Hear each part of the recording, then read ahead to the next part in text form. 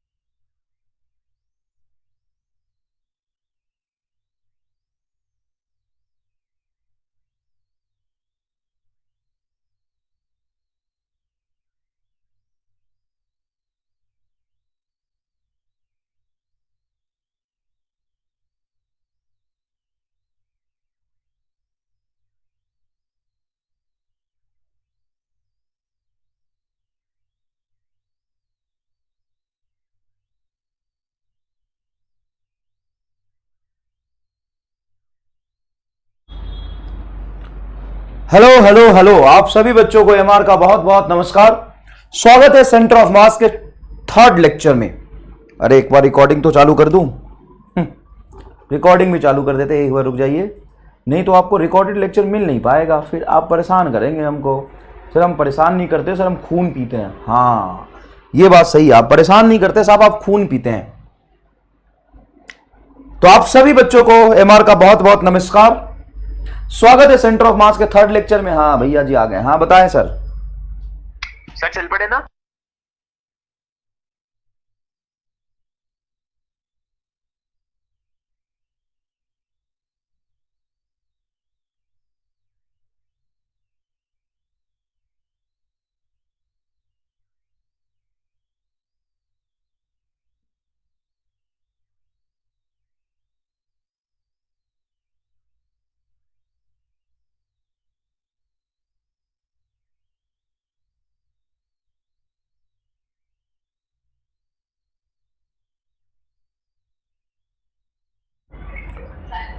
Hello hello hello, अरे क्या हाल है जमुरो, क्या हाल चाल जमुरो। ऑडियो एंड वीडियो क्लियर है तो फटाफट थम्स अप कर दीजिए, फिर आगे का कार्यक्रम स्टार्ट करते हैं।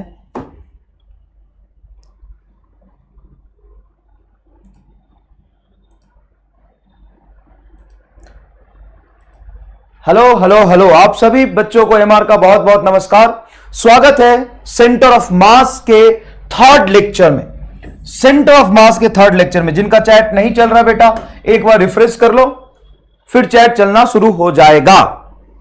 चैट चलना शुरू हो जाएगा। तो क्या सारे जमूरे एक साथ इकट्ठा हो गए हैं? हाँ कलम कॉपी लेके बैठ जाओ बे, कलम कॉपी तो लेके बैठ जाओगे, दिमाग कहां से लाओगे? कोई जुगाड़ हो तो दिमाग भी लेके बैठना। चलो सेंटर ऑफ मास का थर्ड लेक्चर कंटिन्यू करते हैं, देखते हैं आज का हमारा गोल क्या है। तो सबसे पहले हम देखें तो हमें क्वेश्चंस करने हैं बहुत सारे सेंटर ऑफ मास पे। उसके बाद है ना location of centre of mass. Centre of मास में जब ऐसे लिख देता हूं तो आप समझिएगा मेरे कहने का मतलब है लोकेशन ऑफ सेंटर ऑफ मास। उसके बाद velocity of centre of mass के बारे में बात करेंगे, acceleration of centre of mass के बारे में बात करेंगे, and conservation of momentum of centre of mass. Conservation of momentum of centre of mass के बारे में बात करेंगे। तो चलिए देखते हैं। तो ठीक हो जा थोड़ा। सबसे पहला सवाल, आज मैं बहुत दिनों बाद क्या पहली बार मैं पीडब्ल्यू का मॉड्यूल देखा, ठीक है ना। तो मॉड्यूल मुझे देख के बड़ा अच्छा लगा, बहुत बढ़िया मॉड्यूल बनाया है। बट एक बात है, वहां पे कुछ क्वेश्चंस जो आपको पता होना जरूरी है। बहुत सारे लोगों के पास मॉड्यूल होगा, आप मॉड्यूल से क्वेश्चन सॉल्व करते होंगे, तो 80% क्वेश्चंस मैंने मॉड्यूल के करा दिए हुए नोट्स में। मैंने देखा, मैं तुम्हें खोल के यहां पे मॉड्यूल कराना शुरू कर दूंगा तो दिख जाएगा आपको। 70 से 80% क्वेश्चंस मॉड्यूल के मैंने क्लास नोट्स में आपको करा दिए। सर बाकी के 20% क्वेश्चन आपने क्यों नहीं कराए? अरे मॉड्यूल ही मैंने पहली बार देखा, मुझे पता ही नहीं था। अब अगर मैं क्वेश्चन नहीं कराए हैं और जो तुम्हारे मॉड्यूल में है वो करने भी नहीं है, मतलब ये है, शायद मैंने आपसे ही बताया था, आपसे नहीं बताया तो अभी बता देता हूं। आपको मैंने बताया था नीट 21 का पेपर लेंदी एंड कैलकुलेटिव है। हाँ है। तो क्या लेंदी एंड कैलकुलेटिव इस वजह से है कि बहुत सारे इंटीग्रेशन के सवाल आ गए थे? क्या लेंदी इंटीग्रेशन आ गया था इसलिए मुश्किल हो गया था क्या? नहीं। ओ, लेंदी ट्रिगोनोमेट्री था इसलिए मुश्किल था क्या? नहीं ना, लेंदी लॉगरिथमिक था सर, लॉग लेंदी आया था, लॉग का तो कंसेप्ट ही नहीं आया था। अरे सर लेंदी अलजेब्रा था ना, अलजेब्रा भी नहीं था, मैथ था ही नहीं। हाँ, मैथ लेंदी था ही नहीं। कैलकुलेशन अभी भी 3 ही लाइन के थे। तो प्रॉब्लम सर कहां आता है? 3 लाइन के सवाल है, आपने बोला पेपर भी मुश्किल है, समस्या बताओ सर, समस्या कहां है? समस्या बेटा सवाल को सिर्फ सॉल्व करने में नहीं है, समस्या है क्वेश्चन को पढ़ने में।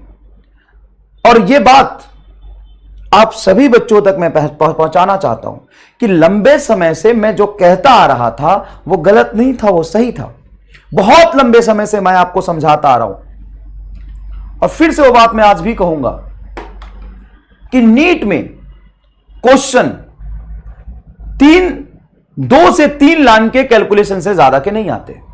इस बार भी 50 में से 45-46 क्वेश्चन, 46-47 क्वेश्चन 2 लाइन 3 लाइन के कैलकुलेशन के ही थे, 2-3 लाइन के कैलकुलेशन के ही थे। तो सर जो 2 लाइन 3 लाइन के कैलकुलेशन के थे और कुछ लोग कह रहे हैं कि लेंदी कैलकुलेशन के थे, तो इसका मतलब क्या है? तो इसको समझो, है ना, एग्जैक्ट प्रॉब्लम का है ना, उसको समझना बहुत जरूरी। तुम घबरा के ना साहब कोई भी सवाल करने लग जाओगे, तुम घबरा के कोई भी सवाल करने लग जाओगे। हाँ, एक बच्चा लिख रहा है सर समस्या सबसे बड़ी अंग्रेजी की। हाँ, बहुत सही पकड़े हो, पहली बार तुम सही पकड़े हो, समस्या बहुत बड़ी अंग्रेजी की भी है। एक समस्या में से, बहुत सारे समस्या में से एक समस्या ये भी है। तो ध्यान से सुनिएगा, नीट 21 का पेपर मुश्किल है। नीट 27 नहीं, नीट 2017 ये भी मुश्किल था। 16 वाला पेपर भी थोड़ा मुश्किल था। इन 3 साल के पेपर उठा के तुम देखना, कोई भी इंटीग्रेशन के लेंदी सवाल, ट्रिग्नोमेट्री के लेंदी सवाल, लॉग के लेंदी सवाल, अलजेब्रा के लेंदी सवाल नहीं थे। तो सर प्रॉब्लम कहां होता है? प्रॉब्लम मैं समझाता हूं। प्रॉब्लम होता है टाइम का, टाइम मैनेजमेंट का।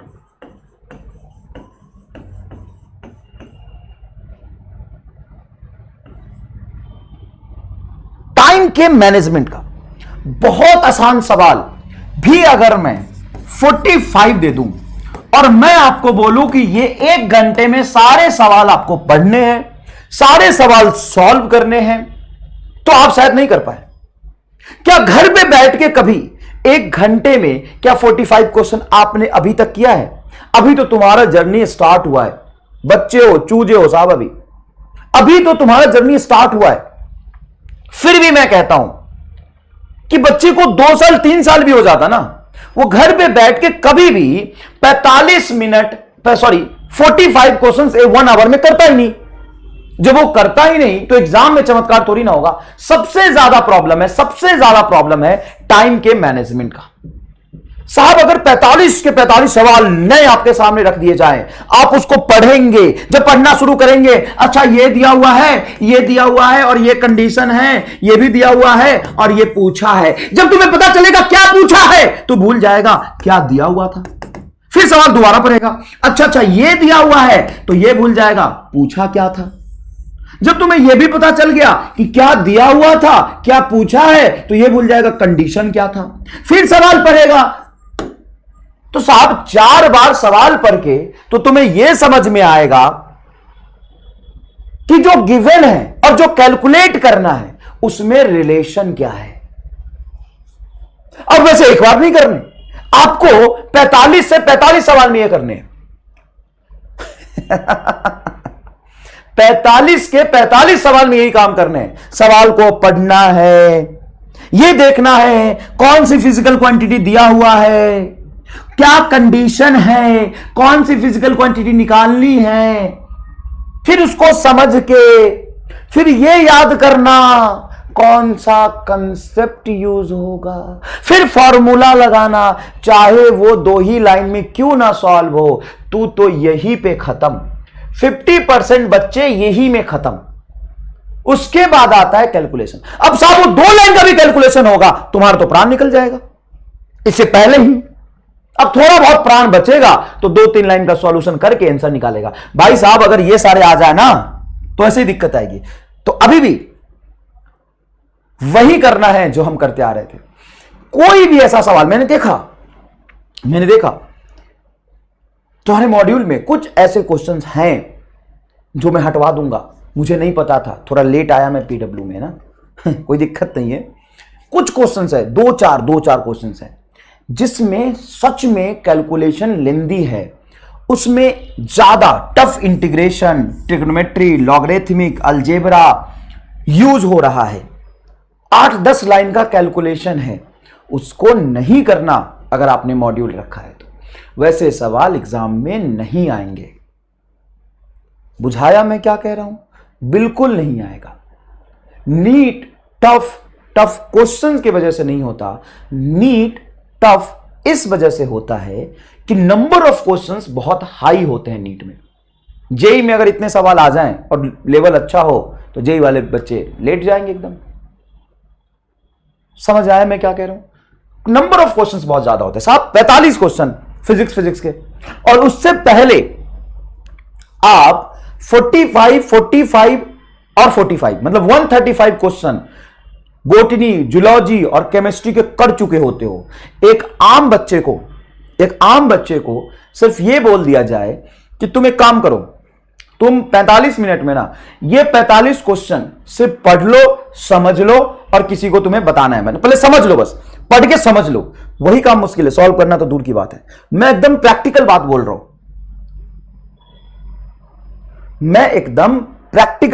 हूं, आप जिस लेवल पे भी है ना बेटा, उसमें मैं आपसे बस ये कह दूं, और आपसे क्या, तुम मेरे से भी कह दो कि सर ये 45 क्वेश्चन है, इसको 45 मिनट में पढ़ो और फटाफट इसको कर दो। मुझे भी समय लगेगा, ऐसा थोड़ी ना है कि मैं आंख बंद करके सवाल सॉल्व कर दूंगा, पढ़ूंगा ना। एक सवाल को अगर 6-7 लाइन का सवाल है, 4-5 लाइन का सवाल है, पढ़ने में 20-30 सेकंड लग जाता है।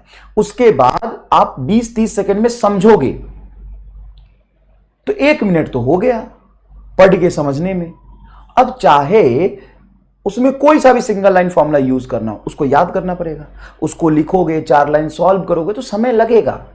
प्रॉब्लम क्वेश्चन के कंसेप्ट में नहीं है, प्रॉब्लम है नंबर ऑफ क्वेश्चन में। प्रॉब्लम है नंबर ऑफ क्वेश्चन ज्यादा होते हैं तो उसके लैंग्वेज को समझना और फिर उसको समझ के सॉल्व करना आगे। और यह भी नहीं कि वही 45 क्वेश्चन है, उससे पहले आप पूरी तरीके से एग्जॉस्ट हो चुके होते हो, आपकी एनर्जी बिल्कुल खत्म हो जाती है बायोलॉजी और केमिस्ट्री करते करते। यह आसान नहीं है। कोई तुमसे कहे जेई वाला कि नीट का पेपर इजी आता है तो उससे बताना कि नंबर ऑफ क्वेश्चन कितने होते हैं और कितने टाइम में करने होते हैं। उनके तो आते हैं 20 60 सवाल, तुम्हारे आते हैं 180 सवाल। और बात से सवाल के सॉल्यूशन का नहीं है, मैं 10 बार बोल चुका हूं, बात है सवाल को पढ़ने का। इस बार एक तो पेपर लेंदी पूछ लिया और ऊपर से दूसरा जो मुश्किल पार्ट है कि 5 क्वेश्चन ज्यादा है, मतलब 200 क्वेश्चन हो गए। अब साहब 200 क्वेश्चन को पढ़ लेना और समझ लेना आसान काम नहीं है।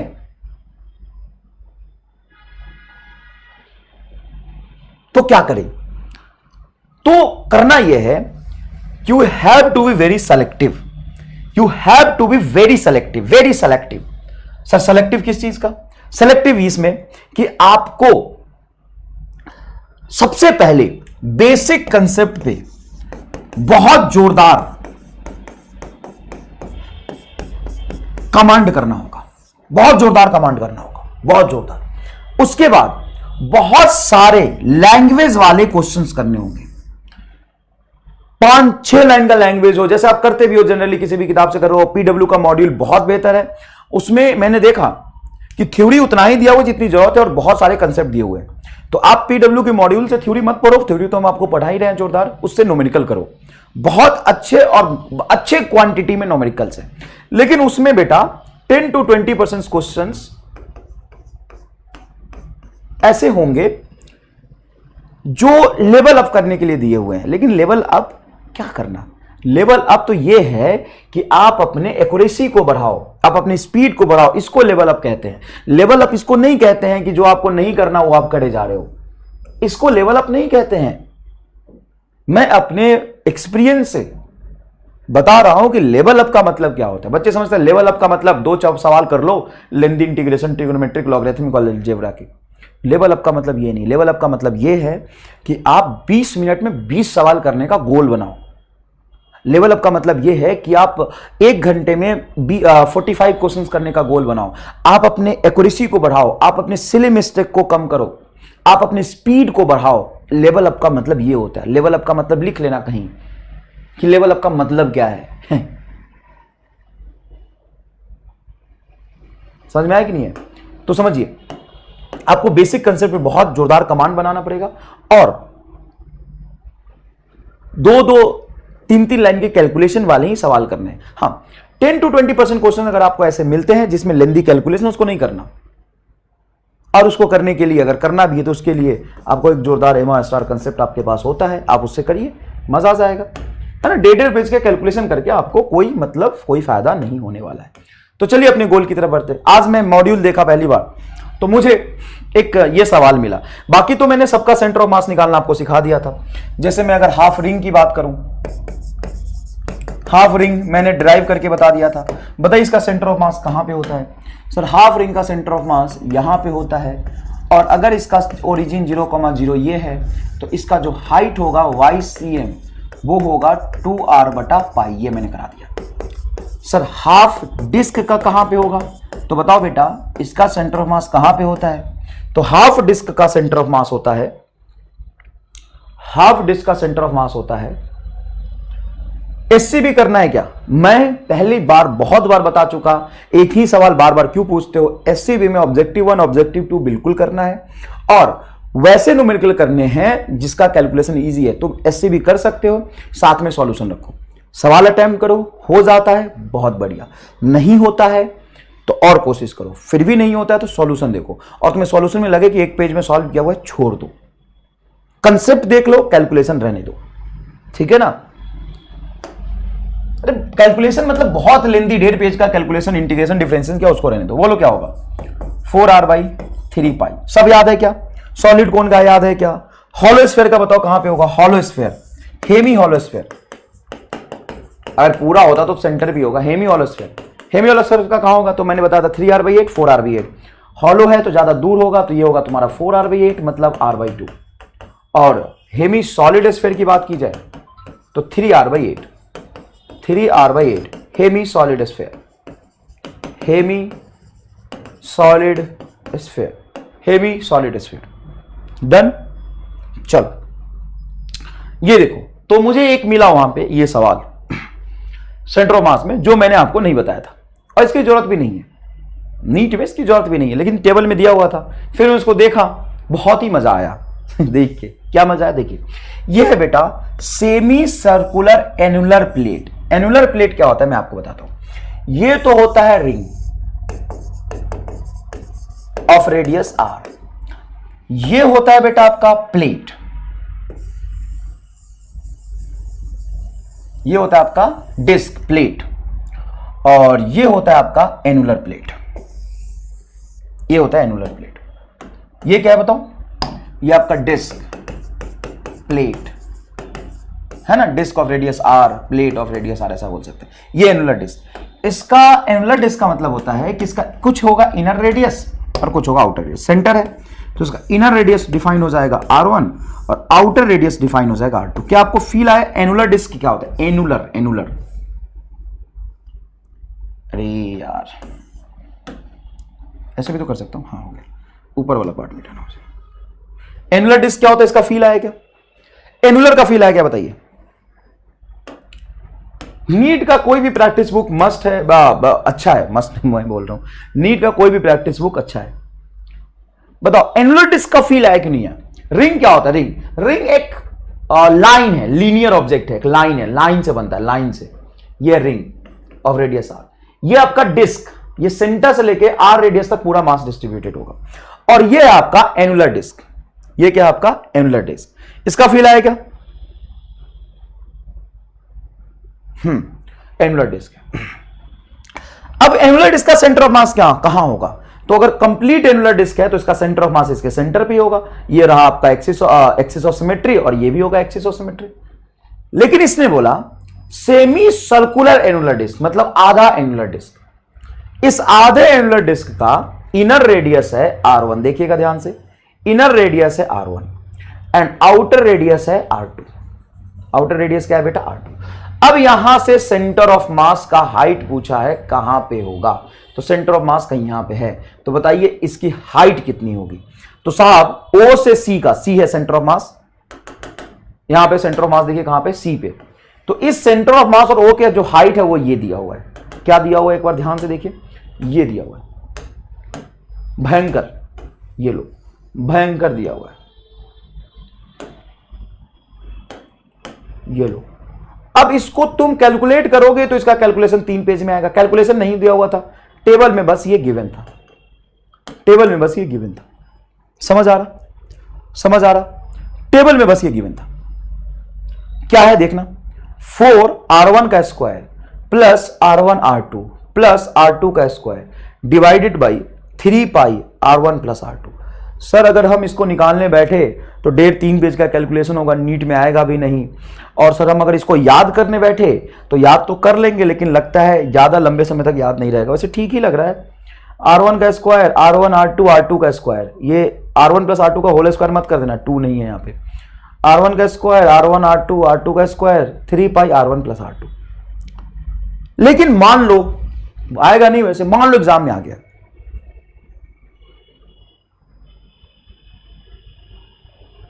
मान लो कि एग्जाम में आ गया, बच्चा कह रहा याद हो जाएगा। अबे दिमाग है नहीं, काहे उसको उतना लोड दे रहा है, बहुत सारी चीजें और भी पढ़ने के लिए। ओसी क्या है भाई साहब? ये रहा O और ये रहा C, ये एनुलर डिस्क है, यहां पे ये एनुलर डिस्क है। एनुलर डिस्क है कि सेमी एनुलर डिस्क है? ये सेमी एनुलर डिस्क है। इसका सेंटर ऑफ मास C पे है, ये सेंटर ऑफ मास है। तो O से सेंटर ऑफ मास की हाइट है OC। भाई साहब कितने बकलोल हो यार। Y ऑफ सेंटर ऑफ मास मतलब O और C के बीच में डिस्टेंस है। अब ना तो इसको आप याद रख सकते हैं, ना ही इसको आप ड्राइव कर सकते, तो क्या करेंगे?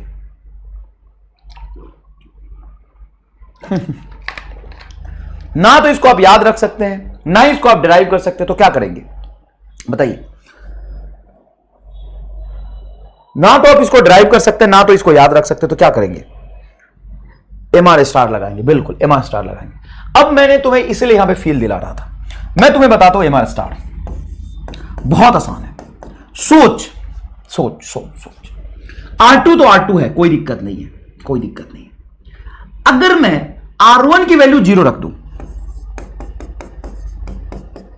R1 इज नथिंग बट 0, तो बेटा R1 का जो लेंथ दिख रहा है, मान लो R1 0 होगा, R1 अगर 0 है तो यहां पहुंच जाएगा R1। हाँ तो सर अगर R1 0 है तब तो ये हो जाएगा हाफ डिस्क, सेमी डिस्क। हाँ तो सेंटर ऑफ मास का जो पोजीशन होना चाहिए वो आना चाहिए 3R by pi.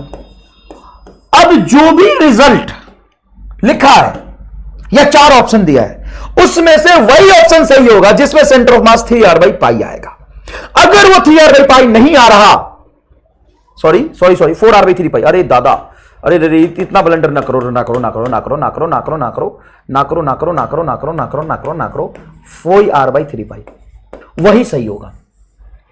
I am sorry,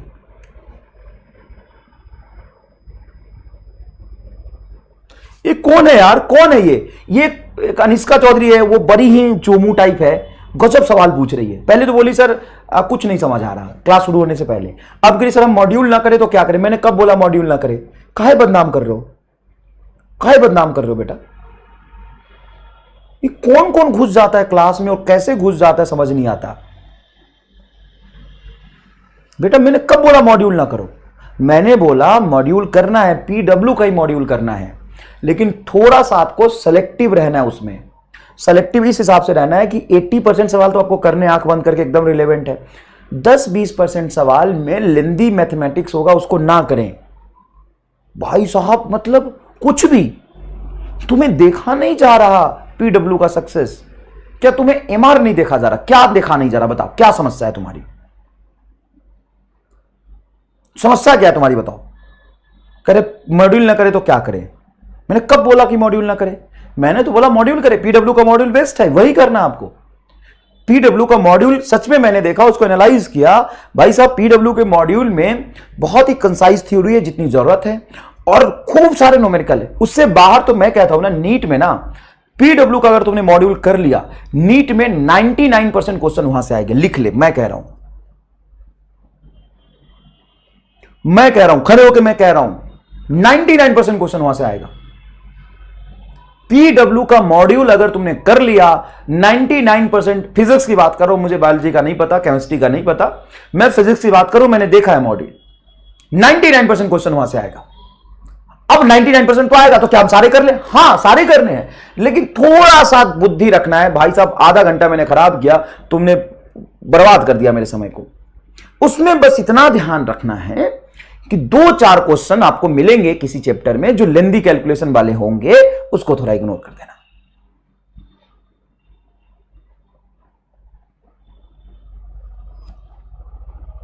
चलो देखो इधर, भाई साहब कितना बढ़िया समझा रहा था। कहीं नहीं जो तुम्हें समझने को मिलेगा वो चीज मैं समझा रहा हूं, कहीं नहीं समझने को मिला। पूरी दुनिया में कहीं लिखा है या कहीं पढ़ाया गया आज तक, आज के बाद कहीं पढ़ाया जा सकता है, लेकिन आज तक नहीं पढ़ाया गया है। वो चीज मैं तुम्हें सिखा रहा हूं। कहीं पूरी दुनिया में कहीं पढ़ाया गया हो या किसी ने पढ़ाया हो, जाके ढूंढ पूरे इंटरनेट पे और पूरे बुक में या किताब में, कहीं भी वो चीज मैं तुम्हें सिखा रहा हूं। आज के बाद कहीं एग्जिस्ट कर सकता है, लेकिन आज से पहले कभी नहीं था। आज से पहले कहीं नहीं दिख सकता तुम्हें। उसमें भी तुम उंगली कर देते हो यार।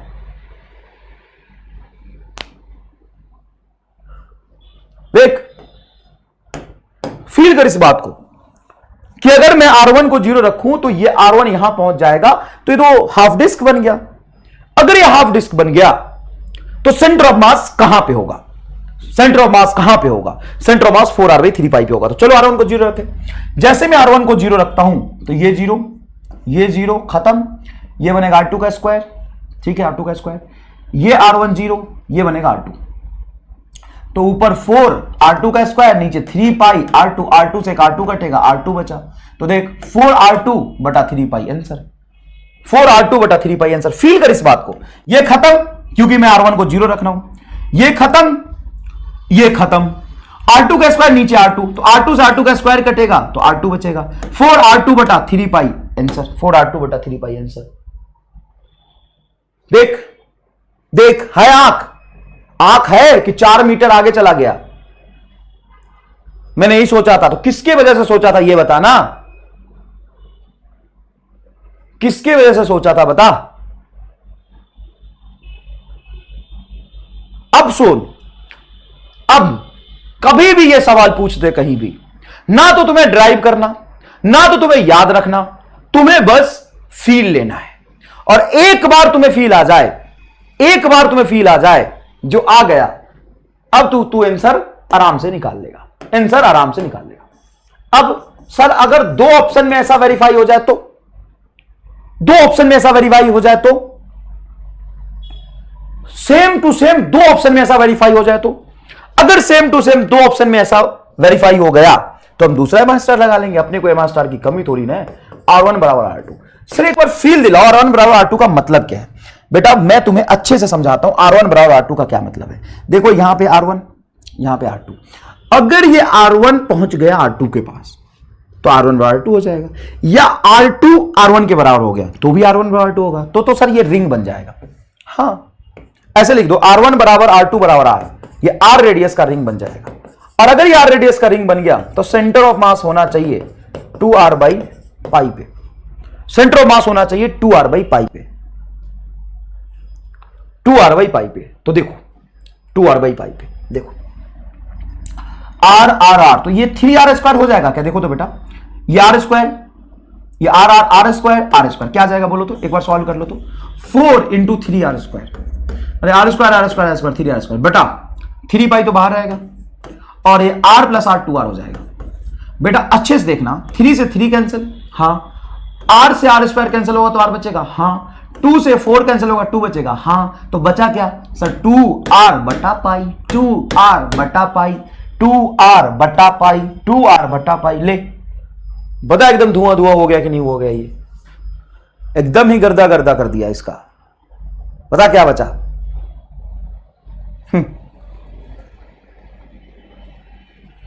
बोलो बेटा, बोलो, कुछ कहना चाहते हो तो कहो, शर्माने की जरूरत नहीं है, कहो, खुल के कहो, और जाओ सिखा दो दुनिया वालों को, जाओ सिखा दो दुनिया वालों को क्या तुमने सीखा है ना? हर एक बच्चे को 4-4 बच्चे को सिखाना है।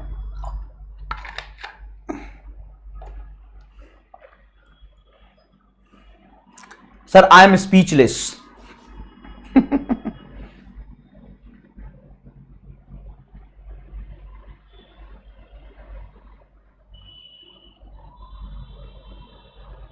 उनके बारे में सोचो जिनका बैकलॉग है, जो 10 क्लास पीछे हैं, 20 क्लास पीछे हैं, जो अभी क्लास शुरू कर रहे हैं या कहीं और क्लास कर रहे हैं या बहुत पीछे हैं, अभी रोटेशन क्या कहते हैं, काइनेमेटिक शुरू किया है या एनएलएम शुरू किया। वो सोचो किस मजे से वंचित रह गए बेचारे वो।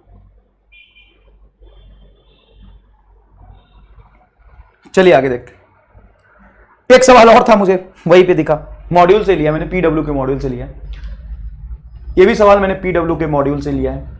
अब बच्चे मेरे जान खा जाते, सर सर सर आपने तो बहुत सारे सवाल कराए लेकिन हमसे ये सवाल नहीं हो रहा। अभी देखिए हमारे बच्चे कैसे करेंगे इस सवाल को, अभी देखिए हमारे बच्चे इस सवाल को कैसे करते हैं। चलिए तो बेटा बताइए तो, सवाल करिए तो। अभी देखिए हमारे बच्चे इस सवाल को कैसे करते हैं। जब तक मैं अपनी पेंटिंग कंप्लीट ना, मतलब मेरे पेंटिंग कंप्लीट होने से पहले आंसर आ जाना चाहिए। मैं तो बस ऐसे ही मजे ले रहा हूं क्योंकि मेरा मूड नहीं है सवाल सॉल्व करने का। तुम करोगे,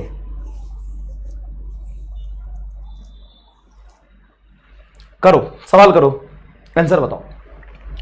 अ thin uniform rod of length L, thin uniform rod of length L bend eight its mid point. अच्छा, पूरे रॉड का लेंथ एल था और साहब उसको मिड पॉइंट से, इसका सेंटर ऑफ मास कहीं ना कहीं बीच में था, इसको मिड पॉइंट से तोड़ के टेढ़ा बना दिया, ऐसा बना दिया। कितने एंगल पे? तो ये टोटल एंगल बन रहा theta at shown in figure. Then distance of centre of mass from the point O is, distance of centre of mass from point O is, O से सेंटर ऑफ मास का distance कहां पे होगा? ओ से centre of mass का distance कहां पे होगा? तो सिंपल सा लॉजिक है। क्या है लॉजिक सर? सुनिएगा। इफ थीटा इज 180 डिग्री, अगर मैं एंगल को 180 डिग्री ले लूं तो सर 180 डिग्री ले लोगे तो रॉड सीधा हो जाएगा, हाँ, तो सेंटर ऑफ मास यहीं पे रहेगा, हाँ, तो ओ से सेंटर ऑफ मास की डिस्टेंस हो जाएगी 0 क्योंकि यही मिड पॉइंट ही तो ओ है। तो फिर तो distance of centre of mass from O is हो जाएगा 0। तो थीटा को 180 डिग्री रखने पे 0 आना चाहिए आंसर। थीटा को 180 डिग्री रखने पे आंसर क्या आना चाहिए? 0 आना चाहिए। थीटा को 180 डिग्री रखने पे आंसर 0 आना चाहिए। एक बार रखिए तो थीटा को 180 डिग्री, थीटा को 180 डिग्री रखिए तो आंसर क्या आ रहा है देखिए एक बार। तो थीटा को 180 डिग्री रखेंगे तो 180 डिग्री बाई 2 90, साइन 90 तो 1 हो जाएगा, तो ये होगा नहीं।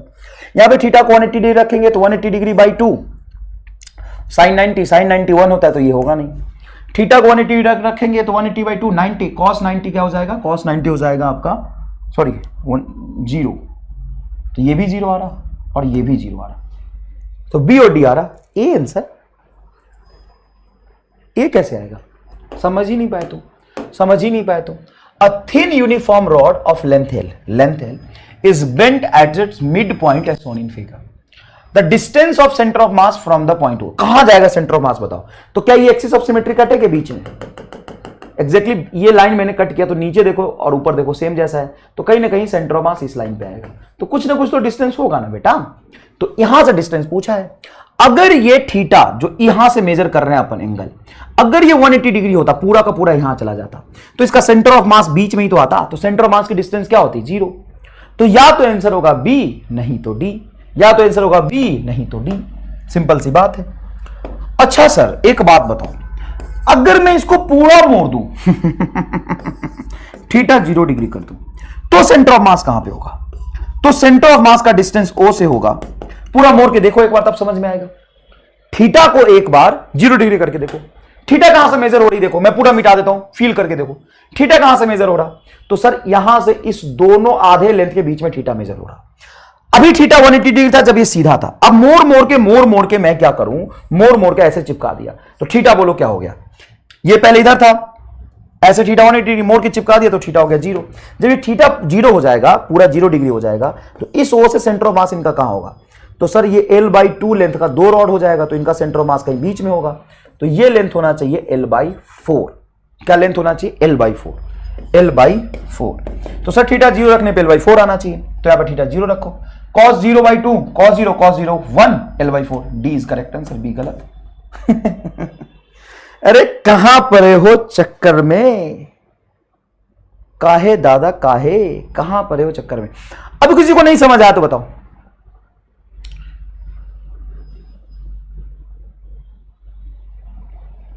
समझ आया कि नहीं है, बोलो फील करके बताओ, समझ आया कि नहीं है। बहुत आसान है सब, बहुत आसान है। अच्छा सर अगर हम निकालना हो तो निकाल ले, मैंने निकालना नहीं सिखाया क्या। ये मास हो जाएगा तेरा m/2, क्योंकि टोटल रॉड का मास मान ली 2m है, तो ये मास हो जाएगा m और आधा लेंथ हो जाएगा L/2, तो इसका सेंटर ऑफ मास कहीं L/4 पे होगा।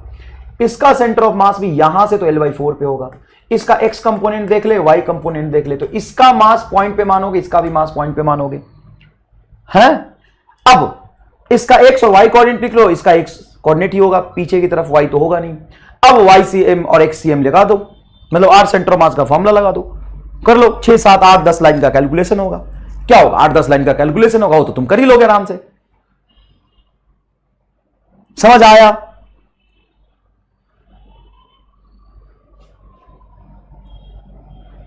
ठीक है,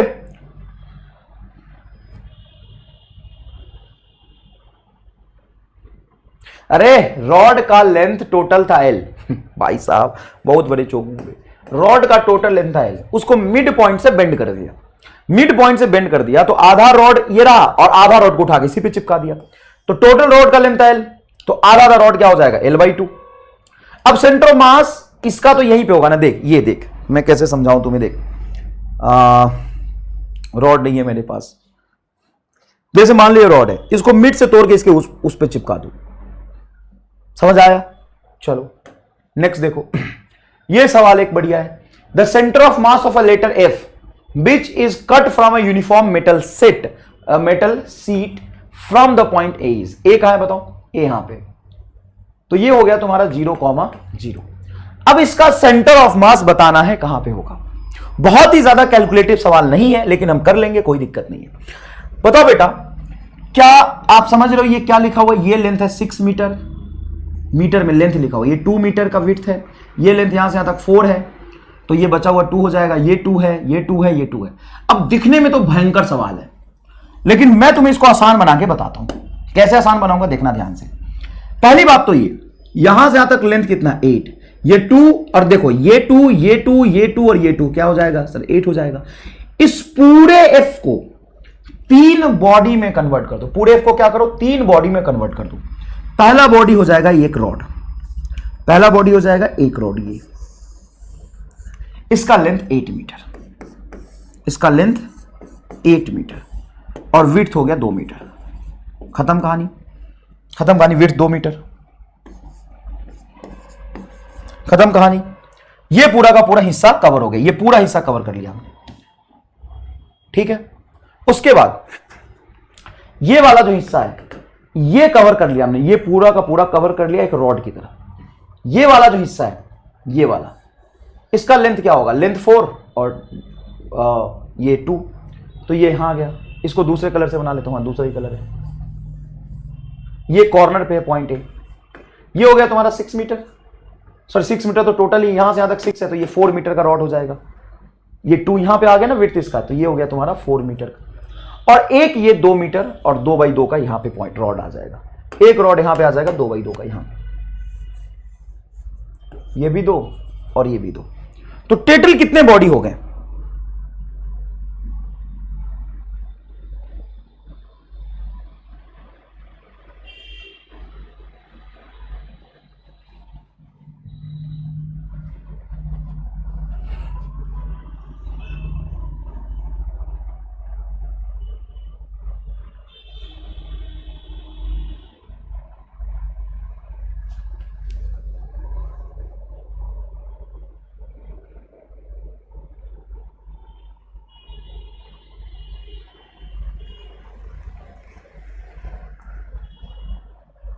एक बच्चा कह रहा है लास्ट वाला क्वेश्चन चेक कर लीजिए, आंसर बी है। कैसे बी है बेटा? मुझे तो बी समझ नहीं आ रहा। अगर मैं थीटा को, अभी रॉड ऐसे है, अगर मैं थीटा को, ऐसे रॉड है, अगर इस रॉड को तोड़ के इस पे चिपका दूं तो रॉड ऐसा बन जाएगा, रॉड ऐसा बन जाएगा, हाँ रॉड ऐसा बन जाएगा। Uniform rod of length L is bend at mid point. Total length है इसका एल, इसको मिड पॉइंट से बेंड किया तो आधा लेंथ हो जाएगा l/2, आधा लेंथ हो जाएगा l/2। अगर मैं थीटा को 0 डिग्री कर देता हूं, मतलब ये टोटल अभी सीधा है, इसको मोड़ के कर रहा हूं, तो ये रॉड और इस रॉड में एंगल कितना हो जाएगा? तो ये भी इधर है, ये भी इधर है, ऐसा थोड़ी ना उस तरफ है, ये भी इधर है, ये भी इधर है, तो थीटा 0 मेजर होगा। इसके मिड में यही तो एंगल मेजर कर रहा है, तो ये 0 डिग्री होगा। तो थीटा 0 रखने पे आंसर आना चाहिए l/4। तो थीटा जैसे मैं यहाँ पे 0 रखता हूँ तो 0/2 0, cos 0 बनेगा आपका 1, l/4। यहाँ पे l/2 बन रहा है। हाँ? चलो एक और अब काम करते हैं, थीटा 90 ले लेते हैं। अगर थीटा 90 ले लूँ तो रॉड ऐसा बनेगा, रॉड ऐसा बनेगा, रॉड ऐसा बनेगा। सेंटर ऑफ मास इनका कहाँ पे होगा? तो ये मिड पे है और ये मिड पे है, तो इसका सेंटर ऑफ मास हम निकाल लेते हैं। इसका तो निकालना हमें आता है, हम आर सेंटर ऑफ मास बड़ा आसानी से निकाल सकते हैं। एक सेंटर ऑफ मास निकालते हैं, वाई में भी वही होगा, तो एक्स सेंटर ऑफ मास हम निकाल लेते हैं। तो एक्स सेंटर ऑफ मास अगर मैं वो यहाँ ले लेता हूँ तो ये लेंथ हो जाएगा तुम्हारा x into l/4, sorry mass m into total length l/2, तो l/4 divided by m plus m। इसका मास m, इसका मास भी m मान लिया हमने टोटल, तो ये हो जाएगा m से m कैंसिल होगा, l/8, ठीक है ना, बिल्कुल सही, l/8। अब l/8 इसका yxcm आ गया, ycm भी सॉल्व करेंगे तो l/8 आएगा। तो अब ये और ये, तो इन दोनों का पोजीशन वेक्टर बीच में कहीं आया, x, y आ गया, तो ये लेंथ हमें निकालना है, तो l/8 मल्टीप्लाई √2। तो थीटा 90 रखने पे आना चाहिए l/ये 4√2 आ जाएगा। तो थीटा 90 रखने पे l/4√2 आना चाहिए। थीटा को जैसे मैं 90 रखूंगा तो 90/2 45, 45 1/2। कौन था भाई चोमू? कौन चोमू है ये? कौन चोमू था? कौन चोमू है बता? तीसरा है मास्टर बता दिया, तीसरा है मास्टर बता दिया मैंने। सुन, कंसेप्ट ना एक हो सकता है, सवाल को सही करने का तरीका ना किताबों में एक हो सकता है, कंसेप्ट एक हो सकता है, लेकिन ना ये एमआर है। एमआर के पास कितने एमआर स्टार है?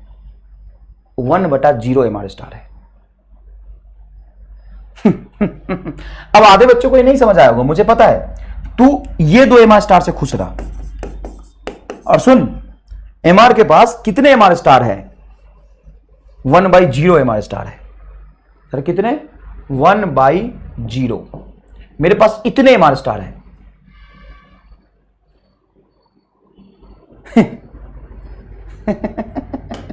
गजब करते हो, दोबारा मेहनत करा दिया तुमने। मैंने तीसरा एमआर स्टार लगा दिया था, देख यहां पे तीसरा एमआर स्टार लगा दिया। चल अब लगा दिया तो लिख ही देता हूं, हालांकि तुम यहां पे पीछे ले जाके देख सकते हो मैंने कैसे लगाया और क्या निकाला था। तो अगर मैं थीटा को 90 रखूं तो जो डिस्टेंस आना चाहिए सेंटर ऑफ मास का फ्रॉम ओ, वो आना चाहिए l/4√2। और एक ही ऑप्शन में थीटा को 90 रखने पे यार है, वही आंसर हो जाएगा। तुम्हें 3 आंसर लगाने की जरूरत नहीं, तू एक लगा बस, ये लगा आंसर सीधा, ये लगा आंसर मिल गया। चल आगे देख, कोई बात नहीं, होता है। चलो आगे देखो। अब सुनना अच्छे से। टोटली बेटा 8 सेंटीमीटर लेंथ का एक रॉड हो गया, मान लो क्या हो गया, टोटल 8 सेंटीमीटर लेंथ का रॉड हो गया। विड्थ है इसका 2, ठीक है सर, इसका भी विड्थ 2, इसका भी विड्थ 2, तो सबका विड्थ तो सेम है। हाँ विड्थ तो सबका सेम है, तो मास तीनों का अलग होगा क्या? हाँ लेंथ अलग है। तो बेटा अगर विड्थ सेम है तो मास लेंथ के प्रोपोर्शनल ही बनेगा, क्योंकि सबका विड्थ तो सेम है, तो विड्थ की वजह से सेम मास जाएगा, लेंथ के प्रोपोर्शनल होगा। तो बेटा इस 2m लेंथ का मास अगर मैं m बोल देता हूं तो 4m का मास हो जाएगा 2m और 8m का मास हो जाएगा 4m। ये मीटर था, ये मीटर था, 4m इसका मास हो जाएगा। अब 4m का मास का रॉड होगा, ये m मास का रॉड होगा, ये मास लिखा है बेटा, ये क्या लिखा है मैंने? मास लिखा है। ये मैंने क्या लिखा है? मास लिखा है। तो इसका मास m मान लेता हूं, तो इसका मास 2m हो जाएगा, इसका मास 4m हो जाएगा। तो ये रहा तुम्हारा a पॉइंट जिसका कोऑर्डिनेट होगा 0,0। यहां पे जो मास होगा, यहां पे जो मास होगा, ध्यान से समझना, उस मास को मैं बोल देता हूं कि मास है आपका 4m, और इसका जो yth कोऑर्डिनेट होगा वो होगा बेटा, लेंथ ही बोल लेता हूं ना, लेंथ लेना है मुझे, सिंपल सा इसका लेंथ हो जाएगा 8 मीटर का आधा, 4 मीटर, और x में कोई लेंथ नहीं, 0।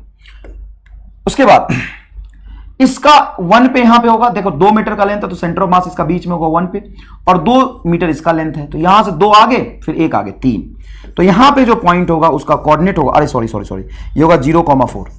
इसका कोऑर्डिनेट होगा बेटा 3,0, और इसका कोऑर्डिनेट होगा, तो देखो 4 है टोटल, तो सेंटर ऑफ मास होगा 2 मीटर आगे, और ये 2 मीटर, तो 2 और 2 4 मीटर। तो इसका कोऑर्डिनेट होगा बेटा 4,0।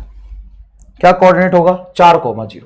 अब इसको निकाल दो, y सेंटर ऑफ मास लिख लो, या सिंपल तुम देखो ध्यान से, तो इसका x सेंटर ऑफ मास भी सबका अलग है, तो x सेंटर ऑफ मास के बारे में बात कर लेते। चलो x सेंटर ऑफ मास के बारे में बात कर लेते हैं। पहला मास कितना है बताओ? 4m, इसका मास है 4m, इसका मास है आपका m, तो ये हो जाएगा 4m इंटू लेंथ 4 प्लस ये आपका m into length 3, m into length 3 plus ये हो गया बेटा 4m इंटू 0, क्योंकि x में इसका कोई कोऑर्डिनेट नहीं है सेंटर ऑफ मास का। नेट मास हो जाएगा 4m plus m plus sorry ये m, ये 2m है, आई एम सॉरी, ये गलती कर दिया मैंने, 2m है, 2 लिखो यहां पे, पहला 2m है, 2m इंटू 4, m इंटू 3, हाँ 2m इंटू 4, m इंटू 3, सही है, m इंटू 3, 4m इंटू 0, तो टोटल मास हो गया 4 2 6 7 7 है। अब देखो बेटा 2m इंटू 4 8m और ये 3m, तो 8 और 3 11m, तो 11m डिवाइडेड बाई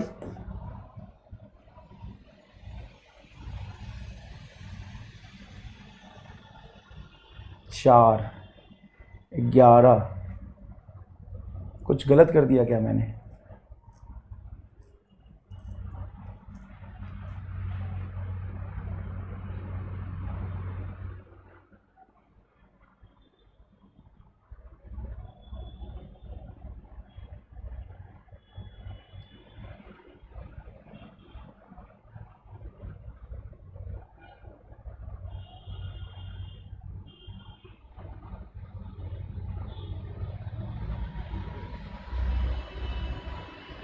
अच्छा 3 सही तो लिखा है, 2 2 4,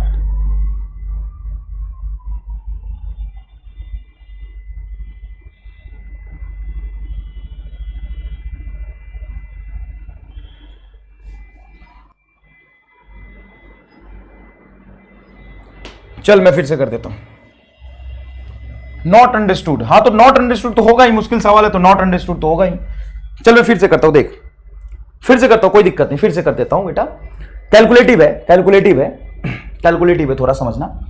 ये टोटल लेंथ है 8, इसका यहां से यहां तक लेंथ कितना बेटा 8, और इसका विड्थ है 2, तो ये हो जाएगा तुम्हारा, ध्यान से देखना, ये हो जाएगा लेंथ 8 और इसका विड्थ हो गया 2, इसका विड्थ हो गया 2 मीटर, और बेटा इसका लेंथ हो गया 8 मीटर। एक रॉड तो ये हो गया, कोई दिक्कत नहीं है, एक रॉड तो ये हो गया। उसके बाद ये पूरा रॉड मैंने ले लिया 2 मीटर विड्थ और 8 मीटर लेंथ का, ठीक है। अच्छा यहां पे समझना, इसका लेंथ है 6, अब 6 में से 2 मीटर का तो मैंने ये काट लिया, तो बचेगा कितना लेंथ इसका? 4 लेंथ बटा विड्थ 2 और लेंथ 4। देखो बेटा ये विड्थ 2 और लेंथ 4, तो ये लेंथ 4 मीटर और विड्थ 2 मीटर। अब बेटा एक बचा यहां पे 2 मीटर, इसकी टोटल लेंथ हो गई और विड्थ भी 2 मीटर, तो ये बता तुम्हारा एक 2 मीटर का। ठीक है साहब, 2 मीटर और 2 मीटर का बना। अब सुनना बेटा, समझने की कोशिश करो, एक प्लेट से काटा है तो मास इज इक्वल टू होगा डेंसिटी इंटू एरिया।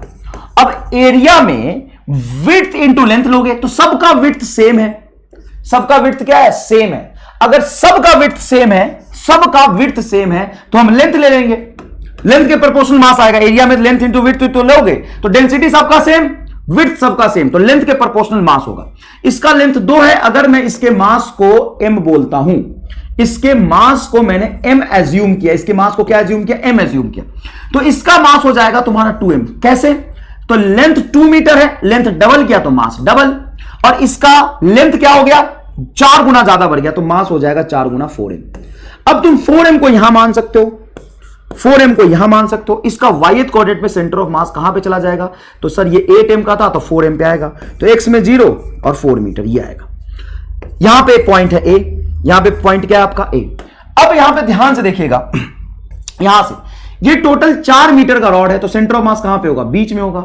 यहां पे पॉइंट आपका A है तो यहां से लेंथ देखेंगे कितना आगे गया सेंटर ऑफ मास, यहां से यहां का सेंटर ऑफ मास कितना आगे गया वो देखेंगे। अगर तो बेटा ये टोटल 2 था और 2 आगे गया है तो क्या हो जाएगा तुम्हारा, ये मास हो जाएगा 2m और 4 मीटर 0।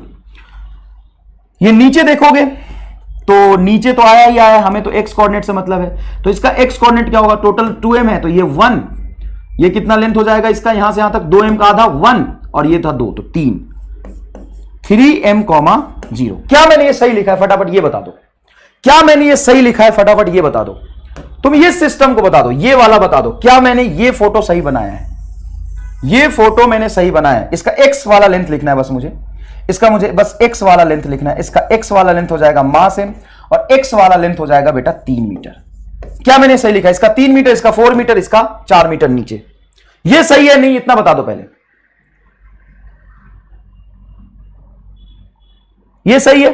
चलो अब हम x सेंटर ऑफ मास निकालते हैं। x सेंटर ऑफ मास क्या लिखेंगे, तो पहले इसका मास बोलो क्या है 2m और लेंथ बोलो, कैसे आएगा यार,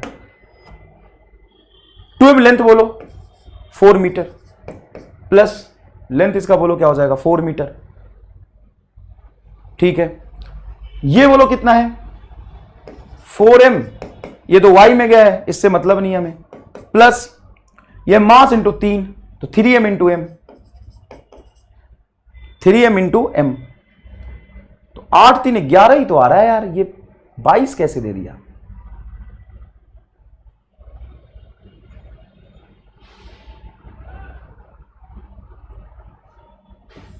नीचे क्या आ जाएगा, नीचे आ जाएगा तुम्हारा 4 2 6 7m,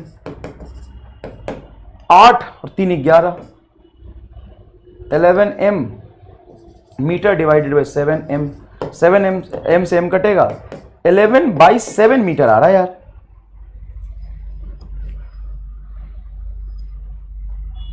अरे यार shut shut shut shut shut, एक गलती कर दिया मैंने। हाँ ये नीचे जाएगा, ये आगे भी तो होगा, इसका 1 भी तो आएगा। हाँ हाँ हाँ बिल्कुल बिल्कुल सही है, यह गलती कर दी, ये 1,4 होगा। आई एम सॉरी, जल्दीबाजी में मैंने ये लेंदी सवाल था गलत कर दिया। ये आएगा बेटा 4m मल्टीप्लाई 1, ये भी तो 1 आएगा तो 4 ये ऐड होगा तो 11 4 15, 15m/7 आएगा। Yes 15m/7, B is your correct answer. सुनो बेटा सुनो, मैं इसको रॉड जैसा एज्यूम कर लिया, रॉड तो है ही लेकिन ये नीचे भी तो गया है। हाँ तो नीचे तो गया, ये आगे भी तो जाएगा, इसका सेंटर ऑफ मास यहां पे होगा कहीं, इसका सेंटर ऑफ मास यहां पे होगा। तो देखो ये 2 मीटर का तो सेंटर ऑफ मास 1 मीटर आगे जाएगा, तो ये 1 मीटर 4 मीटर यहां पे आएगा, यहां पे आएगा। बिल्कुल सही है, बिल्कुल सही है।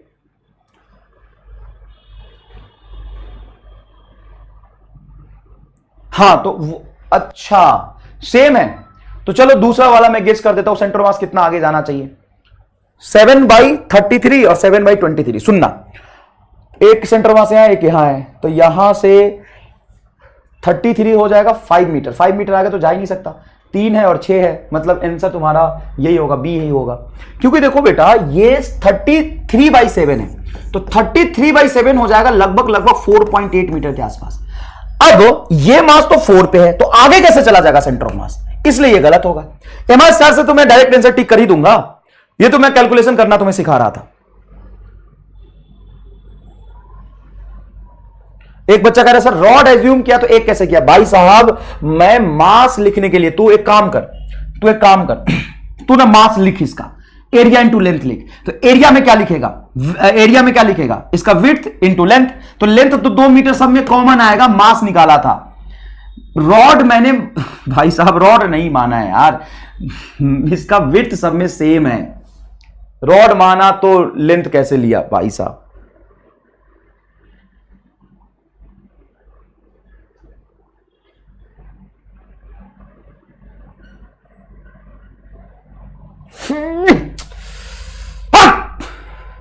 बहुत गधे बच्चे हो यार। भाई साहब ये सवाल मुश्किल है तो थोड़ा ध्यान लगाओ, और कहीं पे थोड़ा डाउट है खुद सोचोगे तो सॉल्व हो जाएगा, खुद नहीं सोचना। एक छोटा सा मिस्टेक मैंने सॉल्यूशन में किया, बस सारा समय खराब कर दोगे तुम इसी में। ऐसे ऐसे सवाल वैसे भी नहीं आएंगे एग्जाम में, ऐसे ऐसे सवाल अगर आ गए तो 5 मिनट 10 7 मिनट में एक ही सवाल कर पाओगे बस। तो ऐसे सवाल अगर आ गए तो ऐसे भी एग्जाम में छोड़ के ही जाना है। सुन इधर,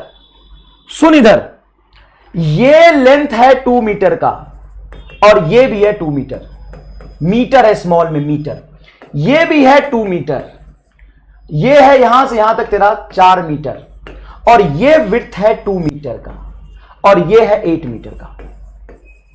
अब समझ, सिंपल यूनिफॉर्म रॉड है तो इसका सेंटर ऑफ मास बीच में होगा, तो इसका सेंटर ऑफ मास यहां पे होगा। ये पॉइंट ए दिया तो ये लेंथ हो गया तेरा 2 और 4 मीटर के बीच में सेंटर ऑफ मास होगा, तो कितना आगे हो गया? सिर्फ एक्स कोऑर्डिनेट में इसका लिख रहा हूं, सिर्फ एक्स कोऑर्डिनेट लिख रहा हूं, तो ये यहां पे है, ठीक है बेटा, और ए यहां पे है। अब सोच यहां पे कि इस लाइन को एक्स एक्सिस मानोगे अगर, और इस लाइन को वाई एक्सिस मानोगे, इसको वाई एक्सिस मानोगे, इसको एक्स एक्सिस मानोगे। अब सुनना, अब ये रॉड का सेंटर ऑफ मास बीच में होगा, ये टोटल 8 मीटर का है तो 4 मीटर पे इसका सेंटर ऑफ मास होगा, नीचे 4 मीटर पे, 8 मीटर का आधा 4 मीटर और 2 मीटर का आधा 1 मीटर। तो इसका जो कोऑर्डिनेट आएगा वो एक्स कोऑर्डिनेट आएगा 1 और वाई कोऑर्डिनेट आएगा 4। सर नीचे है तो निगेटिव लिखो, मैं वाई एक्सिस पॉजिटिव मान लिया, तो इसका कोऑर्डिनेट होगा 1,4। अच्छे समझो, इसका कोऑर्डिनेट होगा 1,4। 1 क्यों लिखा? तो बेटा ए यहां पे इस लाइन को हम ए बोल रहे हैं, तो यहां से कितना आगे गया है? 1 मीटर आगे गया है, और टोटल 8 था, तो 8 का आधा 4 और 2 का आधा 1। इसको देखोगे तो इस 4 का आधा होगा 2, तो यहां से यहां तक 2 आया और ये 2 मीटर और था, तो इसका एक्स कोऑर्डिनेट होगा 4, और वाई देखोगे तो 2 का आधा 1, इस लाइन से 2 का आधा 1, तो 4,1 होगा। इसका कोऑर्डिनेट देखोगे तो यहां पे देखो, ये फोटो जो बनाया है ये टोटल 2 और ये भी 2 है, तो 2 2 4, 4 के बाद ये बनाया है, ठीक है, 4 के बाद 4 यहां पे है, तो इसका कोऑर्डिनेट लिखोगे तो 4 यहां पे है, इसके बीच में होगा 2 का आधा 1, तो इसका वाई कोऑर्डिनेट आएगा 5 और एक्स कोऑर्डिनेट आएगा 2 का आधा 1 और ये टोटल 2, तो 3,5, 3,5 ये आ गया, ठीक है।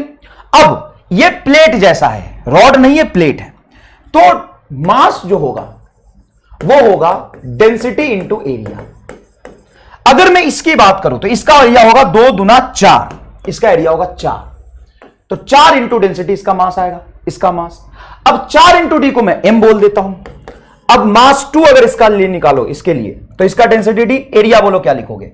इसका एरिया होगा 4 दूना 8, तो डी इंटू 8।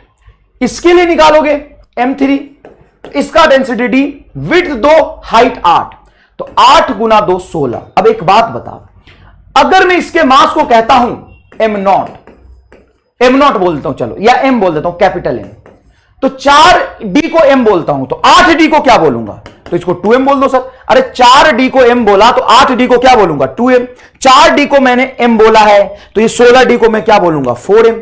इसीलिए मैं इसको लिख रहा हूं 4m, इसीलिए इसको मैं लिख रहा हूं 4m, इसको लिख रहा हूं मैं 2m और इसको लिख रहा हूं मैं m। अब सिर्फ और सिर्फ मैं YCM में बात करूं, क्या करूं? Y सेंटर ऑफ मास पे बात करूं, Y सेंटर ऑफ मास पे बात करूं तो इसका मास हो जाएगा 2m और इसका y कोऑर्डिनेट है बेटा 1। इसका वाइट कोऑर्डिनेट बता कितना है, इसका वाइट कोऑर्डिनेट बताओ, इसका वाइट कोऑर्डिनेट 4, तो 4m इंटू 4 प्लस इसका वाइट कोऑर्डिनेट बोलो तो 4 तक यहां था 5 multiply 2m divided by 7m, divided by 7m। अब सुनो, ये तुम्हारा हो गया 5 दूना 10 और 16 26 2 27। अब क्या y में क्या गलती हुई भाई, y में क्या गलती हुई, y में गलती क्या हुई, एक मिनट रुको पहले फोटो देख लेता हूं, कुछ गलत किया क्या मैंने। ये तुम्हारा 2 मोटाई है, ये 2 और ये 2 4 के बीच में होगा तो इसका कोऑर्डिनेट आएगा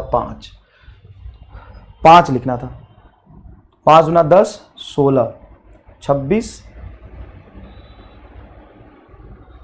2m इंटू 1 26 1 27।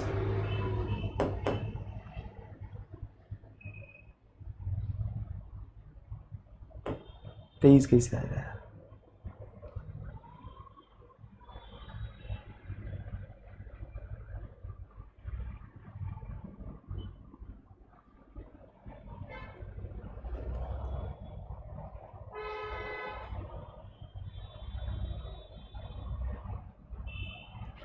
अरे यार क्या लोचा है।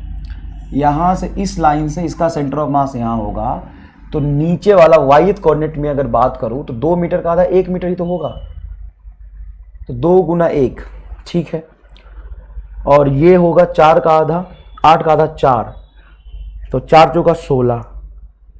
इसका वाई कोऑर्डिनेट में देखूं तो ये 4 तक यहां है, 4 1 5 ही तो आएगा।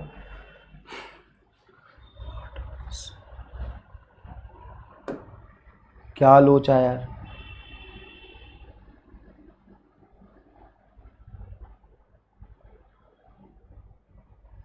कहां गलत हुआ है।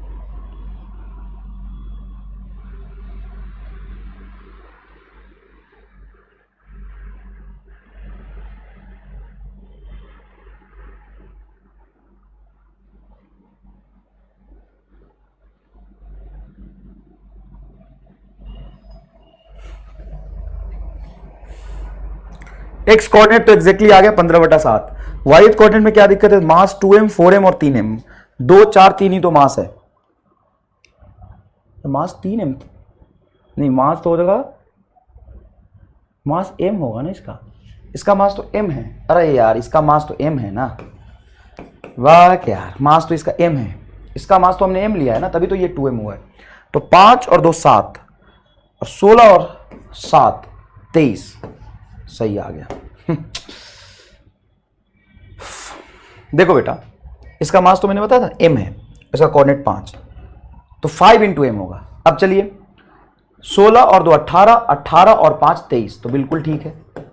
33 m और into metre, 33 m into metre, metre मतलब 5 मीटर 4 मीटर और 2 मीटर था ना, ये मीटर में है, और ये हो जाएगा बेटा 7m, m से m कैंसिल होगा, 23m/7 आंसर, 23/7 ले आ गया, छोड़ेगा क्यों, ले आ गया भाई। हाँ मास उल्टा नहीं लिए मैंने, एक क्वेश्चन में तुम्हें पूरा क्लास खराब कर दिया ही है, पूरा क्लास तो चलो नहीं, आधा घंटा खराब कर दिया इस क्वेश्चन में। चलो कोई दिक्कत नहीं, आगे देखो, ये आईआईटी एडवांस 2015 का सवाल है, लेकिन दिक्कत नहीं है, ये जल्दी हो जाएगा। ये आईआईटी एडवांस 2015 का सवाल है, चलो देखते हैं।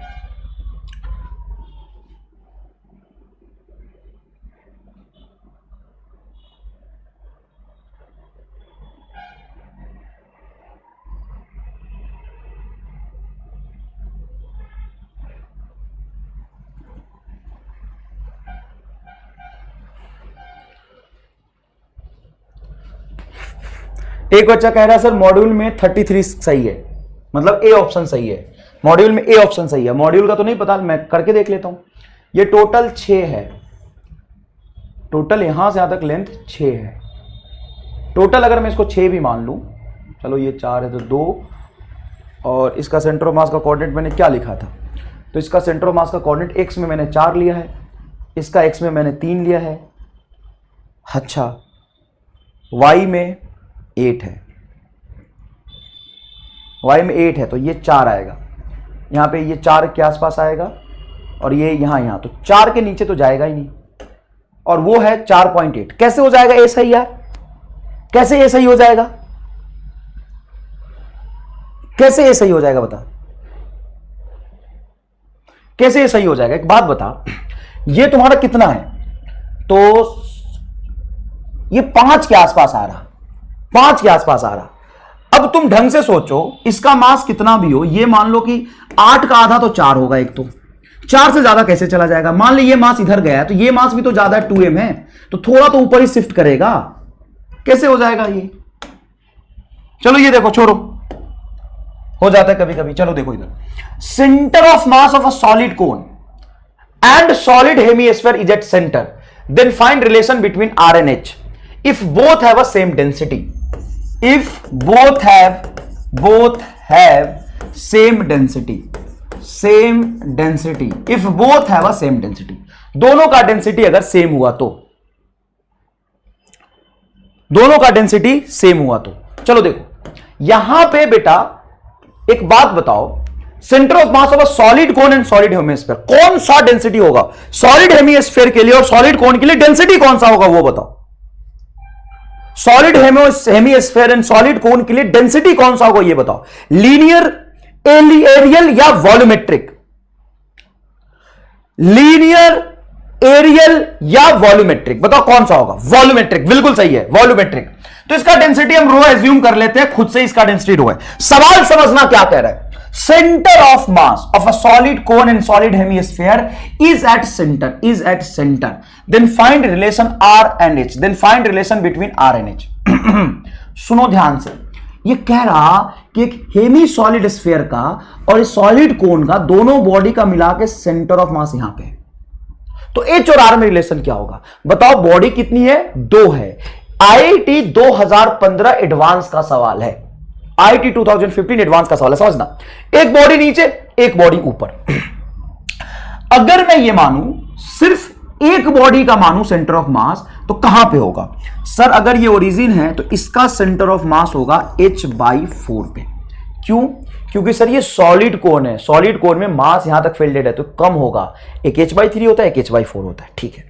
ऊपर एक आधी हेमिस्फीयर है, उसका खुद का सेंटर ऑफ मास कहां पे होगा? इसको मान लेता हूं मैं M1, ये डिस्टेंस हो गया R1। उसका खुद का सेंटर ऑफ मास यहां से होता है 3R/4 पे, अगर रेडियस R है तो। ये पूरे हेमिस्फीयर को एक पॉइंट की तरह उसके सेंटर ऑफ मास पे यहां मानूंगा, पूरे सॉलिड कोन को एक पॉइंट की तरह यहां मानूंगा, और इन दोनों का मिला के सेंटर ऑफ मास ओरिजिन पे है 0,0। इन दोनों का मिला के सेंटर ऑफ मास कहां पे है? ओरिजिन पे है 0,0। बेटा सेंटर ऑफ मास एक पॉइंट होता है जो सिस्टम को इक्वल मोमेंट ऑफ मास में बांटता है, ये आप जानते हैं, इक्वल मोमेंट ऑफ मास में बांटता है। हां, इक्वल मोमेंट ऑफ मास में बांटता है। तो 3R/8 है ये, 3R/8। तो जितना मोमेंट ऑफ मास नीचे होगा उतना ही मोमेंट ऑफ मास ऊपर होगा। नीचे का मास बोलो M1, हाइट बोलो H/4 इज इक्वल टू, ऊपर का मास बोलो सर M2, N2 इसका डिस्टेंस है 3R/8। डिस्टेंस क्या है बेटा? 3R/8। ठीक है, ठीक है। अब देखना सर मास क्या होता है? Density into volume. ये क्या है? सॉलिड कोन। सॉलिड कोन का वॉल्यूम बोलो क्या होता है? तो ये होता है बेटा πr², 1/πr² H/3।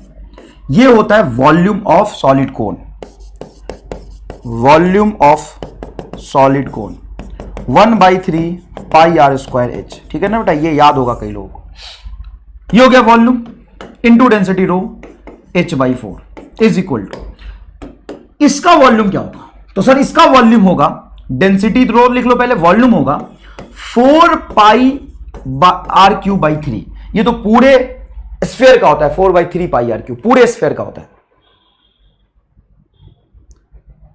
4/3 πr³ पूरे स्फीयर का होता है, इनटू बाई 2 कर दो तो आधे हेमिस्फीयर का हो जाएगा, बाई 2 कर दो तो आधे हेमिस्फीयर का हो जाएगा, मल्टीप्लाई इसका डिस्टेंस कितना है? सॉलिड स्फीयर का लिख रहे हैं, इसका डिस्टेंस कितना? 3R/8। तो ये हो जाएगा बेटा 3R/8। ये क्या हो जाएगा 3r/8। अब यहां पे बहुत सारी चीजें कैंसिल होगी। क्या क्या कैंसिल होगी? तो सर एक तो डेंसिटी कैंसिल हो रही, कर दो। सर ये पाई भी कैंसिल हो रहा, कर दो। सर ये r क्यूब है, इधर r क्यूब है, इधर r स्क्वायर, तो इधर कैंसिल होकर एक r आ जाएगा, कर दो। नीचे देखो 3 से 3 कैंसिल हो जाएगा, देखो 3 से 3 कैंसिल हो जाएगा। तो साहब ऊपर बचा क्या? सर ये 4 है, तो 4 को इस 2 से कैंसिल करो तो इधर 2 आ जाएगा। अच्छा ये क्या आ जाएगा? 2 आ जाएगा। अब लिख लो h into h square by 2 is equal to, इधर है तुम्हारा 4 और ये r और r, तो r स्क्वायर, और ये 3/8 को तो मैंने एज इट इज अभी रखा था। बेटा 8 से 8 कैंसिल होगा, 8 से क्या हो जाएगा कैंसिल? 8 कैंसिल हो जाएगा। और 8 थोड़ी ना, ये 2 है, सॉरी यहां पे 2 है, तो 2 से 8 कैंसिल करोगे तो ये 4 होगा, 4 से 4 कैंसिल हो जाएगा, तो ये भी कैंसिल। देखो यहां पे 2 था बस, तो h square is equal to आ गया 3r स्क्वायर, तो h इज इक्वल टू आ जाएगा √3r। This is your correct answer. h is equal to √3r। बेटा ये 2 है, 2 है, 2 है, नीचे देखो 2 है, ये 2 से 8 कैंसिल तो 4, 4 से 4 कैंसिल, ये आंसर आ गया। बिल्कुल सही है। समझना, कंसेप्ट समझना क्या कह रहा है। Centre of mass of a solid cone and solid hemisphere, मतलब centre of mass of solid cone and solid hemisphere, दोनों का मिला के सेंटर ऑफ मास इसके सेंटर पे है। जहां पे सॉलिड हेमिस्फीयर का रेडियस है r एंड सॉलिड कोन का भी रेडियस r है, उसका हाइट h है। Then find relation between h and r। तो देखो बेटा, एक कोन और सॉलिड स्फीयर को इस तरीके से रखा कि नेट सेंटर ऑफ मास यहां पे आ गया, लेकिन अकेले अगर मैं कोन के सेंटर ऑफ मास की बात करूं तो कोन का सेंटर ऑफ मास h/4 पे होगा और हेमी सॉलिड स्फीयर का सेंटर ऑफ मास 3r/8 पे होगा। क्या आपको यह बात समझ में आता है? ऊपर 3r/8 पे होगा। क्या आपको यह बात समझ में आता है? क्या आपको यह बात समझ में आता है?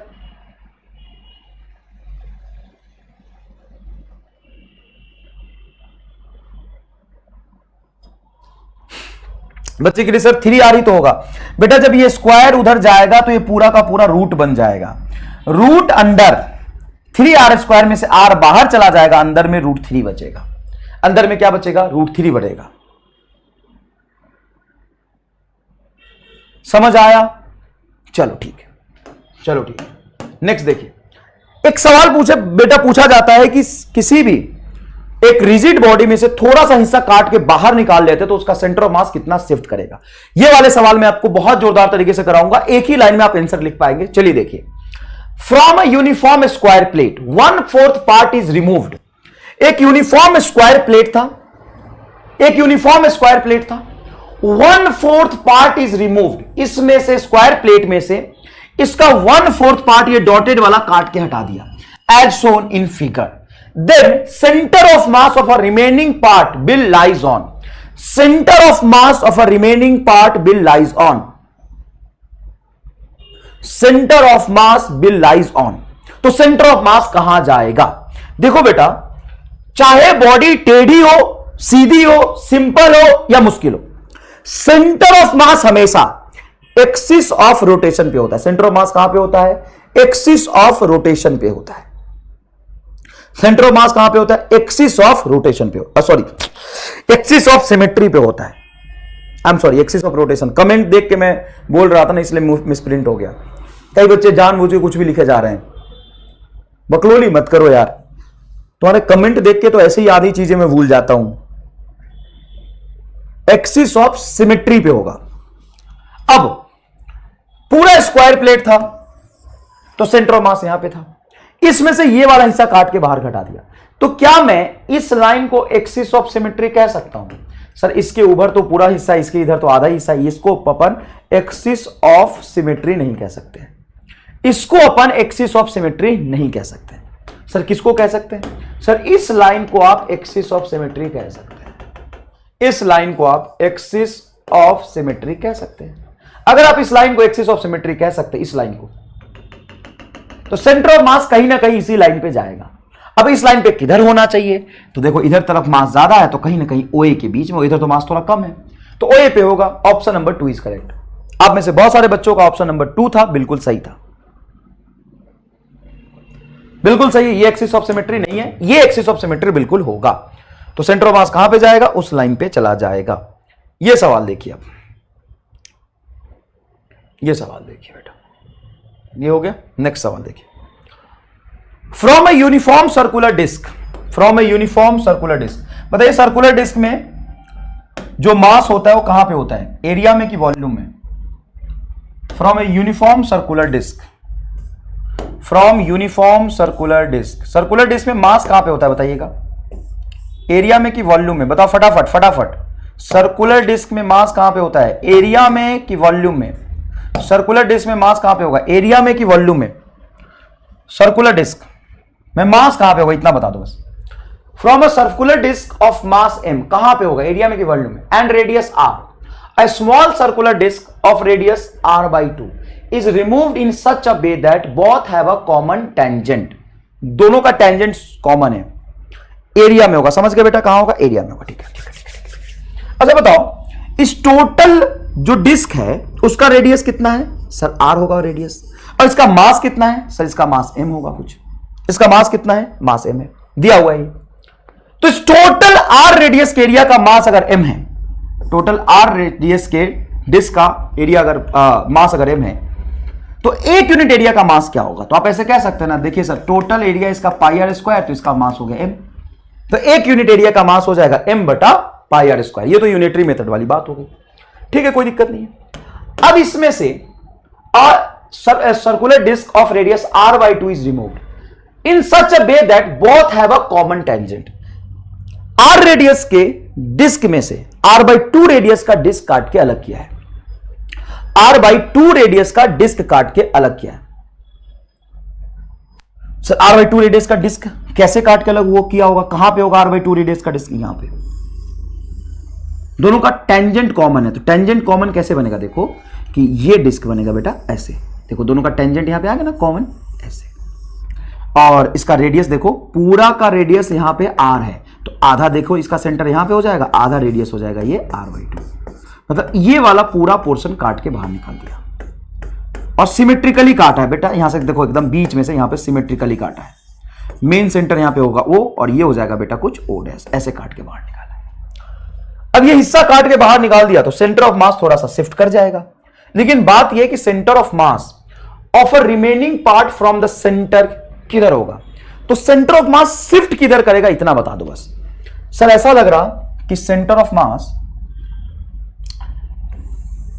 इस लाइन पे कहीं शिफ्ट करेगा, क्योंकि अगर मैं यहां से काट के इसको हटा भी दूं, चलो मैं ब्लैक कलर से बनाता हूं, तुम्हें विजुअलाइज हो जाएगा। यहां से एग्जैक्टली काट के मैं हटा देता हूं। अगर मैं इसको काट के हटा दूं तो भी ये एक्सिस ऑफ सिमेट्री तो होगा ही, तो सेंटर ऑफ मास कहीं ना कहीं इसी लाइन पे होगा, इसका रिमेनिंग पोर्शन का। तो रिमेनिंग पोर्शन का सेंटर ऑफ मास यहां मान लेता हूं और इसको काट के बाहर निकाल दिया। जब बेटा पूरा काट के बाहर निकाल दिया होगा तो ये कैसा दिखेगा बताओ एक बार, कैसा दिखेगा बताऊं? ऐसा दिखेगा। चल मैं पूरा हटा ही देता हूं ताकि तुम्हें फील आ जाए, ताकि तुम्हें क्या आ जाए? फील आ जाए। ये पूरा हटा ही देता हूं एक बार को, तो काहे परेशान हो रहा है? तू ले पूरा फील ले, एकदम पूरा फील ले। ऐसे काट के बाहर निकाल दिया, ऐसे काट के बाहर निकाल दिया और कहां रख दिया? बाहर रख दिया। तो ये हिस्सा बचा, इसका सेंटर ऑफ मास पूछा है कहां पे होगा। ठीक है, तो इसका एक फॉर्मूला आता है निगेटिव मास का कंसेप्ट। अगर आपने कहीं देखा होगा, पढ़ा होगा किताबों में, कुछ लोगों ने सवाल किया भी होगा, तो निगेटिव मास के कंसेप्ट का फॉर्मूला लगा के करते हैं। बेटा 2 मिनट मेरी बात को सुनना, सिर्फ 2 मिनट। मैं तुम्हें किसी फॉर्मूला से नहीं बताऊंगा, मैं निगेटिव मास का कंसेप्ट भी नहीं बताऊंगा, लेकिन मैं तुम्हें डायरेक्ट आंसर लिखना सिखा दूंगा। आंसर लिखना डायरेक्ट सिखा दूंगा। क्या बात कर रहे हो सर? हाँ, एकदम जोरदार बात कर रहा हूं। आंसर लिखना मैं तुम्हें डायरेक्ट सिखा दूंगा। देखो ध्यान से, ये काट के अलग कर दिया था। हाँ, ये जो काट के अलग किया है इसका रेडियस होगा कुछ r/2, इसका यहां पे सेंटर है O डैश, और इसका मास कितना होगा बताओ? इसका मास कितना होगा? सर इसका मास होगा m/4। कैसे? तो देखो सर, आपने बोला था मास इसके एरिया में है, एरिया इसका पाई आर स्क्वायर था तो मास m था। एरिया अगर रेडियस अगर r/2 हो जाए तो एरिया हो जाएगा पाई r²/4, r²/4 मतलब 1/4 एरिया बचा, तो मास भी कितना हो जाएगा? 1/4। तो सर इसका मास हो जाएगा 1/4, तो मास हो गया 1/4 m/4। क्या आपको फील आया? हाँ। तो इसका मास कितना हो जाएगा? सर इसका मास हो जाएगा 3m/4। इसको मैं 2 पार्टिकल सिस्टम अज्यूम कर लूं, 2 पार्टिकल सिस्टम,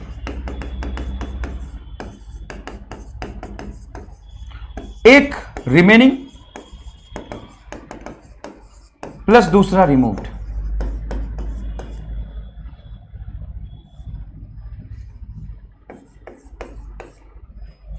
एक रिमेनिंग दूसरा रिमूव्ड। थोड़ा सा कंसेप्ट समझो, मजा आ जाएगा। क्या मैं इसको 2 पार्टिकल सिस्टम एज्यूम कर लूं? कर लो। 2 पार्टिकल सिस्टम में कौन कौन से पार्टिकल आएंगे? एक रिमेनिंग और एक रिमूव्ड। ये रहा रिमेनिंग और ये रहा रिमूव्ड।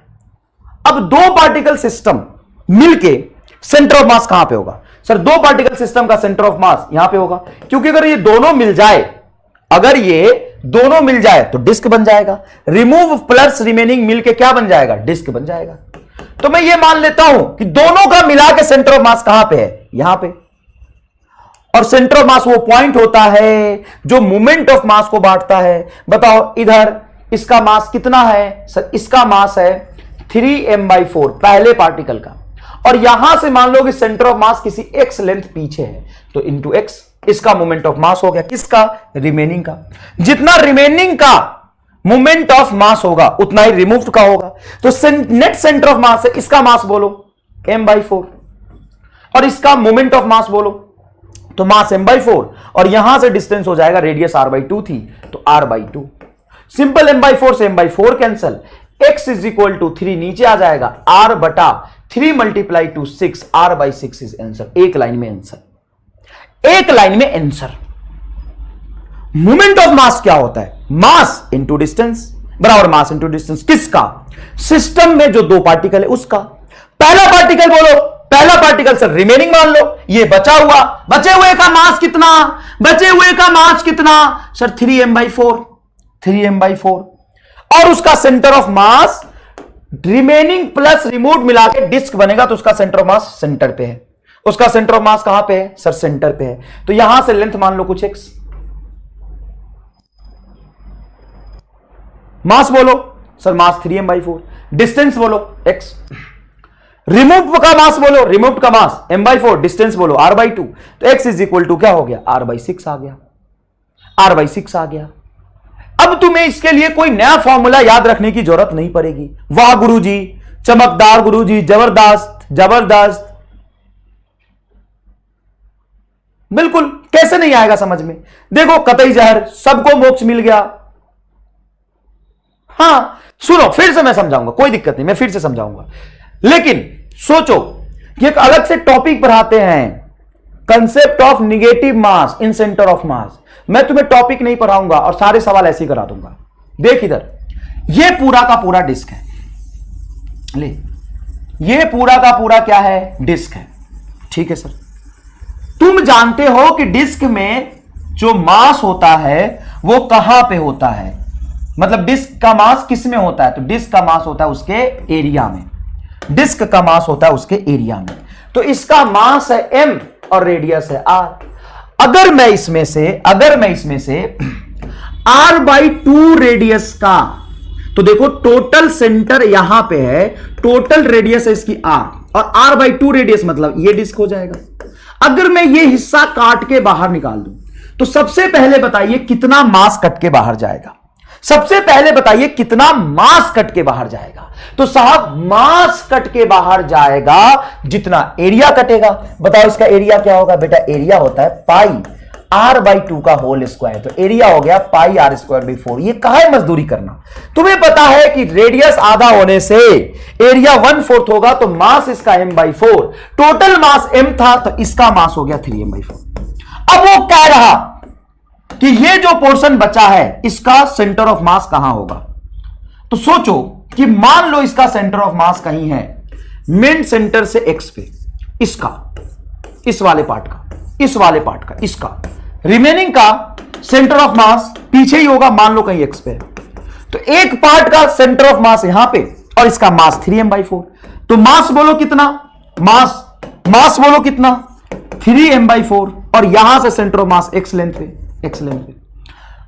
ये हो गया एक पार्टिकल का moment of mass main centre से। अगर मैं डिस्क को उठा के यहां रख दूं, जो रिमूव्ड पार्ट था उसको मैं उठा के यहां रख दूं, इसको मैं उठा के अगर यहां रख दूं तो नेट सेंटर ऑफ मास बीच पे होगा। दो पार्टिकल सिस्टम मान लो, इसका centre of mass O dash पे, डिस्टेंस r/2, मास m/4, तो m/4 और यहां से डिस्टेंस r/2, m/4 से m/4 कटेगा, x is equal to r/6 answer. दोबारा सॉल्व कर दिया। अगर तुम्हें जोरदार समझ आया होगा तो फटाफट आग लगा दो चैट में।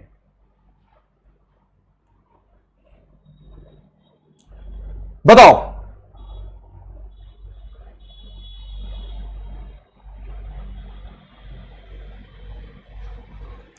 r/4 होगा, बताओ,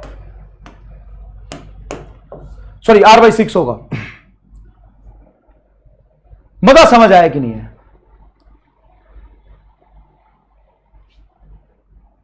अब सोच, मतलब किताबों में कितना डैश बनाते हैं।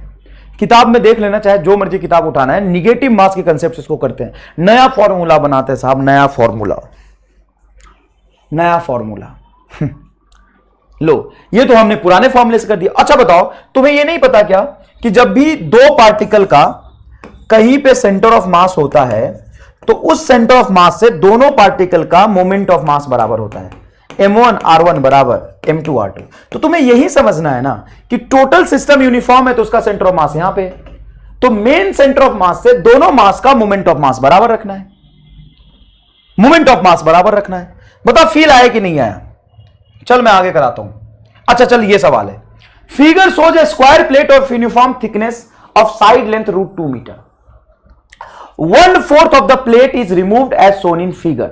The distance of center of mass of a remaining portion from the center of the origin of a square plate. ये स्क्वायर प्लेट के ओरिजिन से सेंटर ऑफ मास कहां पे होगा ये पूछा है, ध्यान से सुनिएगा। ये पोर्शन अगर काट के मैं हटा दूं तो कितना मास मैंने हटाया, m/4। क्यों? 1 2 3 4 पूरे स्क्वायर प्लेट में 4 पार्ट थे, एक पार्ट बाहर कट गया तो m/4, तो बचा हुआ क्या होगा, 3m/4। सेंटर ऑफ मास कहीं ना कहीं इस लाइन पे जाएगा, कहीं ना कहीं इस लाइन पे जाएगा, तो इस तीनों का सेंटर ऑफ मास मैं मान लेता हूं कि x पे गया, लेट। और इसका सिर्फ एक स्क्वायर प्लेट का, इसका सिर्फ इसका देखोगे तो सेंटर ऑफ मास इसके सेंटर पे होगा, ओ डैश पे। अगर इसका टोटल साइड लेंथ बेटा, टोटल साइड लेंथ बेटा √2 मीटर है, total side length l √2 metre है, तो इसका आधा कितना होगा सर, l/2। इसका साइड लेंथ होगा l/2, l/2 के डायगोनल का आधा कितना होगा, तो टोटल डायगोनल होता बेटा, डायगोनल होता √2 l/2, है ना। ये टोटल डायगोनल जो लेंथ होता है उसका √2 टाइम्स हो जाता है, और आधा लोगे तो √2 से डिवाइड कर दो तो सिंपल हो जाएगा l/2। ठीक है, तो पूरे सिस्टम का सेंटर ऑफ मास बीच में, इसके about moment of mass balance कर दो। ये जो 3 पार्ट है इसका मास कितना है, 3m/4, और सेंटर ऑफ मास मैंने x पे मान लिया, इंटू x बराबर इसका मास क्या है, m/4, और ये आ रहा आपका l/2। क्या रहा, l/2। l की वैल्यू बोलो कितना है, l की वैल्यू दिया है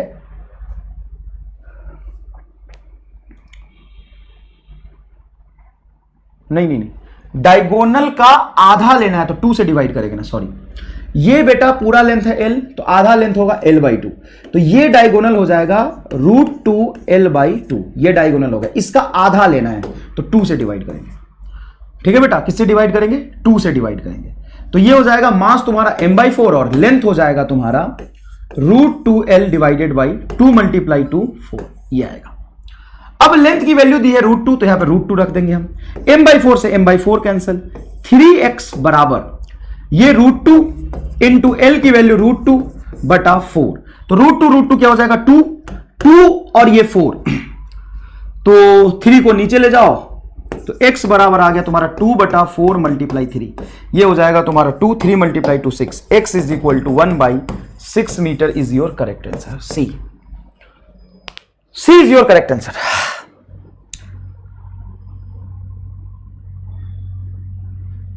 समझ आया कि नहीं आया बताओ, बढ़िया सवाल था बेटा। बताओ ये कंसेप्ट फील आया कि नहीं आया, फिर से मैं समझाता हूं। देखो ये स्क्वायर प्लेट है, देखो क्या है, स्क्वायर प्लेट। इस पूरे स्क्वायर प्लेट का अगर मास m मान लेते हो, 1/4 पार्ट काटेगा तो इसका मास कितना होगा, सिंपल सर m/4 होगा। तो रिमेनिंग का कितना होगा सर, रिमेनिंग का 3m/4 होगा। रिमेनिंग का कितना होगा? रिमेनिंग का हो जाएगा 3m/4। ये पूरे थर्ड 3/4 का पार्ट का हो जाएगा 3m/4। इसका साइड लेंथ बेटा अगर l है तो इस आधे हिस्सा होगा l/2। डायगोनल जो होगा वो हो जाएगा आपका √2 टाइम्स l/2। तो इसका आधा कितना होगा सर? इसका आधा हो जाएगा डायगोनल का हाफ। यहां से सेंटर ऑफ मास की जो डिस्टेंस होगी वो ये हो जाएगी। डायगोनल का आधा कर दिया था मैंने। ये हो जाएगा O से O डैश का डिस्टेंस। ये O से O डैश का डिस्टेंस हो जाएगा। बताइए समझ आया कि नहीं आया? आ गया समझ? अब आगे अगला सवाल देखना, मजा आ जाएगा। अब अगला सवाल देखना। अब अगला सवाल देखना।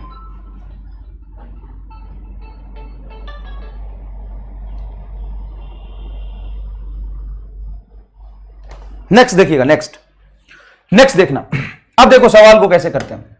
फाइंड सेंटर ऑफ मास और remaining part of solid sphere. Find centre of mass of remaining part of solid sphere. एक सॉलिड स्फीयर था टोटल, एक कंप्लीट सॉलिड स्फीयर है। देखो ये सॉलिड स्फीयर है पूरा।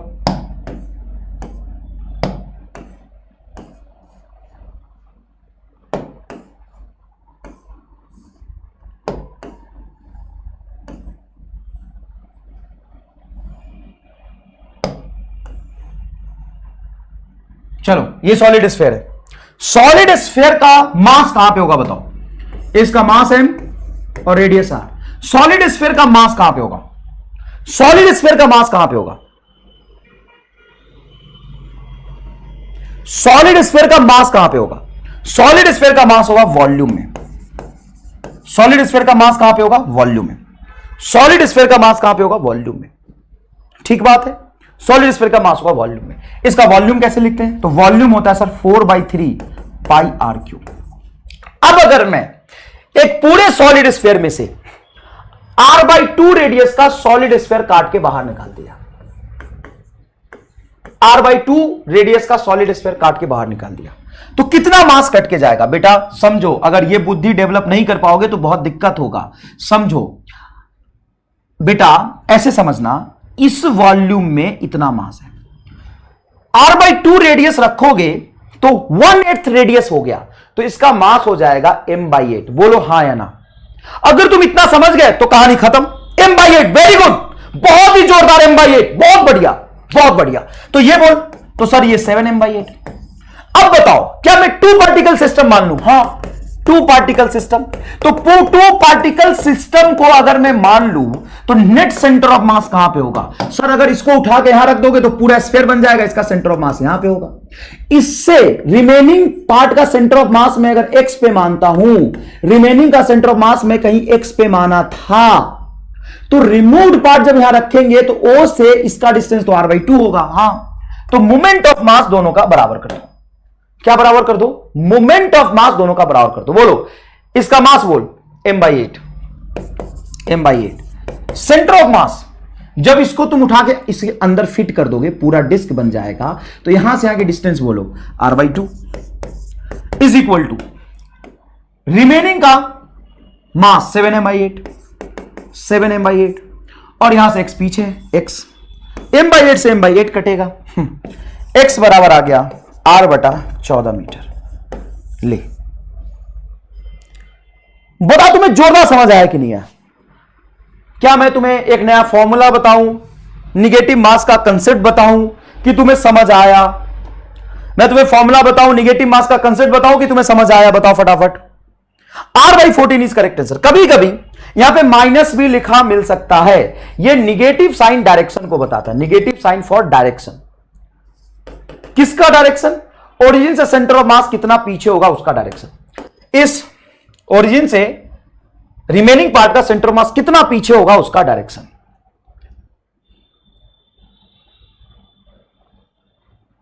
फील आया कि नहीं है? काहे का निगेटिव मास का कंसेप्ट करना भाई, काहे पढ़ना निगेटिव मास का कंसेप्ट? समझ आया? नेक्स्ट देखिए, नेक्स्ट है velocity of centre of mass. Velocity of centre of mass. तो बेटा velocity of centre of mass निकालने से पहले आपने position of centre of mass लिखा था, आपको याद है? Position of centre of mass का फॉर्मूला क्या था सर? वो था m1 r1 vector plus m2r2 vector divided by m1 plus m2। ये था sir R centre of mass का फॉर्मूला, ये था, बिल्कुल था। अगर आप इसको डिफरेंशिएट कर देंगे, समझ आया, बहुत बहुत धन्यवाद बेटा, मेरा मेहनत सफल हुआ। अगर आपको समझ आया तो खतरनाक फील है, बहुत बहुत धन्यवाद। नो नीड ऑफ फॉर्मूला, बहुत बेसिक सी चीज से हमने सवाल कर लिया। शुरू कैसे होगा सवाल बेटा, एक बार और फील करा देता हूं, ध्यान से सुनना। सवाल क्या था, पूरा डिस्क था, अब कंप्लीट डिस्क का सेंटर ऑफ मास तो बीच में होगा, उसी में से एक पार्ट काट के बाहर निकाल रहा है, तो उसमें से एक पार्ट काट के बाहर निकाला, वो एक पार्ट और बचा हुआ एक पार्ट। अब बचे हुए की बात कर रहा है वो, और जो निकाला है वो तो परफेक्ट स्फीयर या डिस्क होगा, तो उसका मास और सेंटर ऑफ मास कहां पे होगा मुझे पता है। रिमेनिंग का मास कितना होगा हमें पता है, उसका सेंटर ऑफ मास का लोकेशन निकालना है। तो बेटा दोनों को अगर मिला दूं तो net centre of mass centre पे आ जाएगा। तो सेंटर ऑफ मास से पहले का, रिमेनिंग का या रिमूव्ड मान लो, रिमूव्ड का मास उतना और उसके मास सेंटर ऑफ मास की डिस्टेंस बराबर रिमेनिंग का मास और उसके सेंटर ऑफ मास की डिस्टेंस। इसमें तो पहले भी हमने सवाल बहुत सारे किए हैं, इस पे तो हमने, एक बच्चा बोल रहा है बेचारा बहुत भोली है, m/8 कैसे आया। सही कह रहे हो बेटा, m/8 कैसे आया। इसका वॉल्यूम v है। कोई अगर ऐसे सवाल पूछता है ना, बड़ा दुख होता है मुझे। इसका वॉल्यूम v है, तो हम लिखेंगे 4/3 पाई r क्यूब, वॉल्यूम का मास m है, तो एक यूनिट वॉल्यूम का मास हो जाएगा m/4/3 पाई r क्यूब। तो बेटा इसका हम वॉल्यूम लिखेंगे तो ये हो जाएगा 4/3 पाई r/2 का क्यूब, तो r³/8। तो इसका जो मास होगा m डैश, वो होगा एक यूनिट वॉल्यूम का मास इंटू इसका वॉल्यूम, है ना, यही तो होता है डेंसिटी, मास पर यूनिट वॉल्यूम। तो एक यूनिट वॉल्यूम का मास हो गया m/4/3 पाई r³ इंटू इसका वॉल्यूम 4/3 पाई r³/8। 4/3 पाई r³ से ये कट जाएगा, m/8 आ जाएगा। ठीक है बेटा,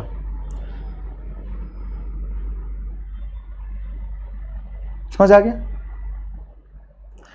तुम्हें बस ये समझना है कि मास असल में है कहां। मास अगर एरिया में है तो एरिया के प्रोपोर्शन में मास जाएगा, मास अगर लेंथ में है तो लेंथ के प्रोपोर्शन में मास कटेगा, अगर मास वॉल्यूम में है तो वॉल्यूम के प्रोपोर्शन में मास कटेगा।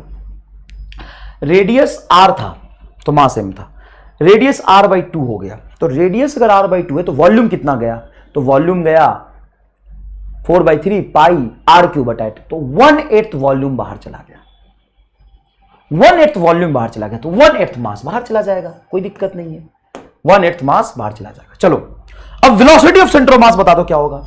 Sir velocity of centre of मास हो जाएगा, velocity of centre of mass. Sir इसको डिफरेंशिएट कर देंगे, तो इसको कैसे डिफरेंशिएट करेंगे। सर ऐसे डिफरेंशिएट करेंगे, डेल्टा RCM। अरे सर छोटा डिफरेंशिएट करेंगे तो d लिखेंगे, बड़ा डिफरेंशिएट करेंगे तो हम डेल्टा भी लिख सकते हैं। Delta RCM divided by delta t is equal to m1 बाहर, यहां पे लिखेंगे डेल्टा R1 बटा डेल्टा t, क्योंकि डिफरेंशिएशन तो पोजीशन का होगा, मास का तो होगा नहीं। m2 डेल्टा R2 बटा delta t divided by m1 plus m2। इसमें कोई दिक्कत है तो बताओ। डिफरेंशिएशन करते समय हम d लेते हैं, लेकिन हम अगर बड़ा चेंज देखें तो डेल्टा ले लेंगे। क्या मैंने ये ठीक किया है, क्या मैंने ये ठीक किया है। हां सर सही, इसमें क्या बुराई है, ये तो हमने सही किया है। डेल्टा RCM बटा डेल्टा t, डेल्टा R1 बटा डेल्टा t, डेल्टा R2 बटा डेल्टा t। हाँ ना, मैं बताओ क्या सही है। हाँ सही है।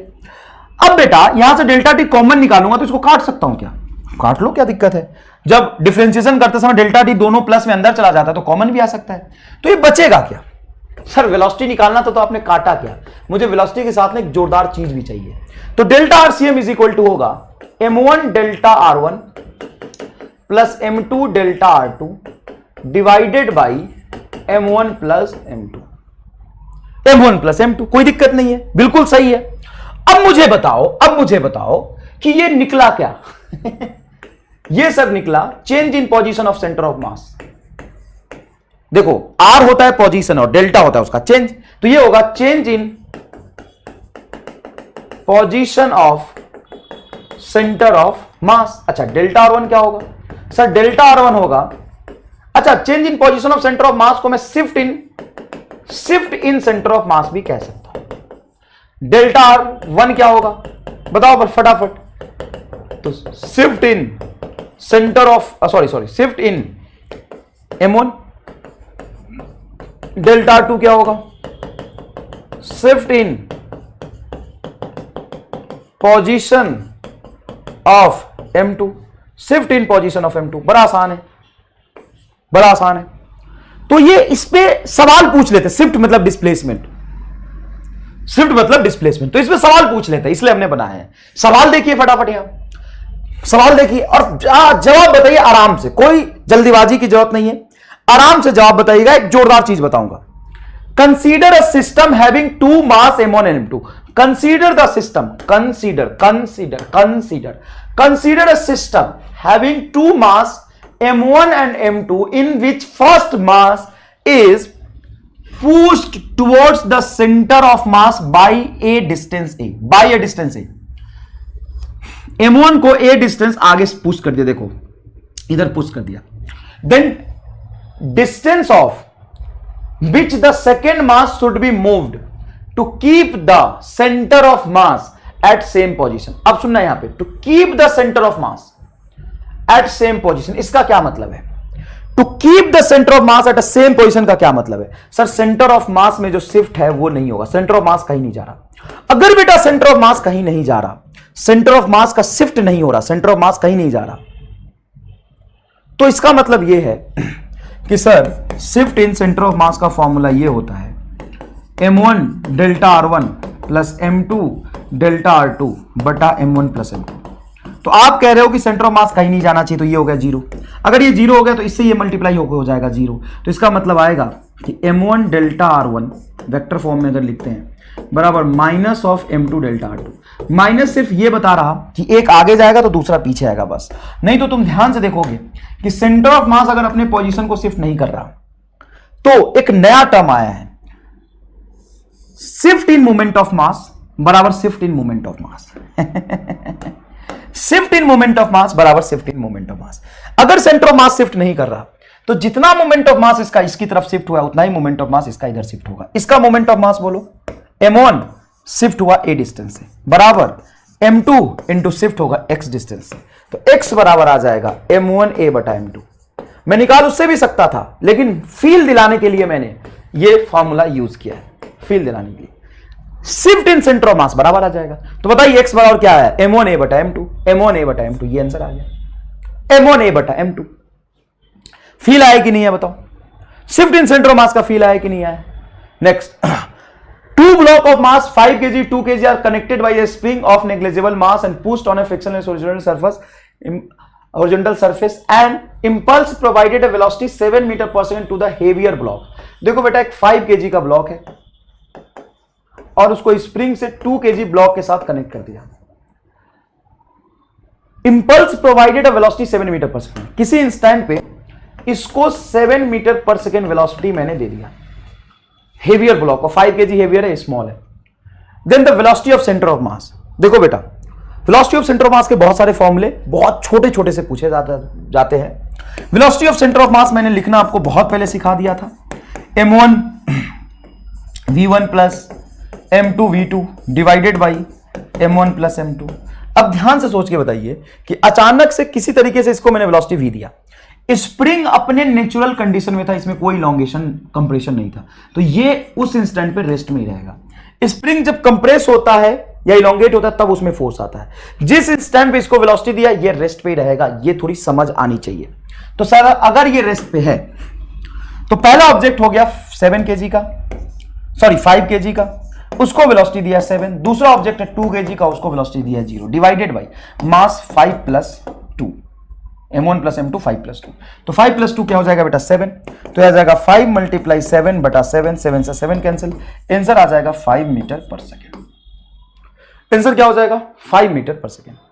हाँ, option number 2 is correct. Yes yes yes, very good बेटा, option number 2 is correct, option number 2 is correct. अच्छा ये बताइए, ball of mass m is thrown upward and another ball of same mass is thrown downward, so as to move freely under gravity, then acceleration of center of mass, एक m मास को ऊपर throw कर दिया u velocity से, एक m मास को नीचे throw कर दिया u वेलोसिटी से। बेटा वेलोसिटी कहीं भी दिया जाए, आप जानते हैं कि इसका एक्सीलरेशन g डाउनवर्ड ही होगा और इसका एक्सीलरेशन भी g डाउनवर्ड ही होगा। तो सेंटर ऑफ मास का एक्सीलरेशन कितना होगा, निकाल के देखिए, फर्स्ट आंसर आ जाएगा। हालांकि सेंटर ऑफ मास का एक्सीलरेशन निकालने का फॉर्मूला मैंने आपको बताया हुआ है, ये होता है m1a1 plus m2a2 divided by m1 plus m2। अब नेक्स्ट क्लास में डिटेल में हम लोग acceleration of centre of mass के बहुत सारे सवाल करेंगे। आज तक के लिए यहां पे नहीं, एक थोड़ा सा मैं आपको एक बढ़िया सवाल करा दूं, एक बढ़िया सवाल करा देता हूं बेटा, एक बढ़िया सवाल करा देता हूं। Acceleration of centre of mass का एक बढ़िया सवाल बेटा, find acceleration of centre of मास। दो ब्लॉक है m1 और m2, पुल्ली से हिंस कर दिया, वो आप जानते हैं ना जिस तरीके से। ये मास m2 जितने से नीचे जाएगा ये उतने से ऊपर जाएगा, तो इनके सेंटर ऑफ मास का एक्सीलरेशन क्या होगा ये पूछा है बेटा। ये मैं तुम्हें देता हूं होमवर्क, बहुत बढ़िया सवाल है, 5-6 लाइन लगेगा सॉल्व करने में। फॉर्मूला यही लगाना है, acceleration of centre of mass m1a1 plus m2a2 बटा m1 प्लस m2। अच्छा याद रखना, अगर डाउनवर्ड डायरेक्शन को तुम प्लस मान ले तो एज्यूम कर लिया तुमने, तो अपवर्ड डायरेक्शन क्या हो जाएगा, माइनस। पहली बात तो ये। दूसरी बात, एक्सीलरेशन आपको निकालना आता है वो रख देना। आंसर जो आएगा ना मैं बता देता हूं, आंसर आएगा आपका बहुत ही जोरदार, m2 माइनस m1 बटा m2 प्लस m1 का होल स्क्वायर इंटू जी, बहुत जोरदार आएगा और मुझे भरोसा है कि तुम निकाल लोगे। 2-3 लाइन का कैलकुलेशन है, ज्यादा कैलकुलेशन नहीं है, 2-3 लाइन का कैलकुलेशन है, बहुत आसानी से आप निकाल सकते हैं, बहुत आसानी से निकाल सकते हैं। 2-3 लाइन का कैलकुलेशन है बस, ठीक है भाई। एक्सीलरेशन निकाल लोगे क्या? हाँ एक्सीलरेशन तुम्हें निकालना आता है, मैं होमवर्क देता हूं लेकिन 90% तो मैं खुद ही कर देता हूं, ये आ जाएगा एक्सीलरेशन। अच्छा इस पे बेस्ड एक सवाल भी था मेरे पास,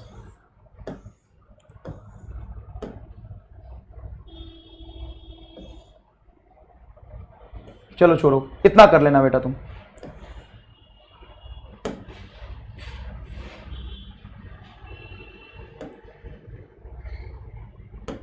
चलो यहां तक कर लेना, ठीक है।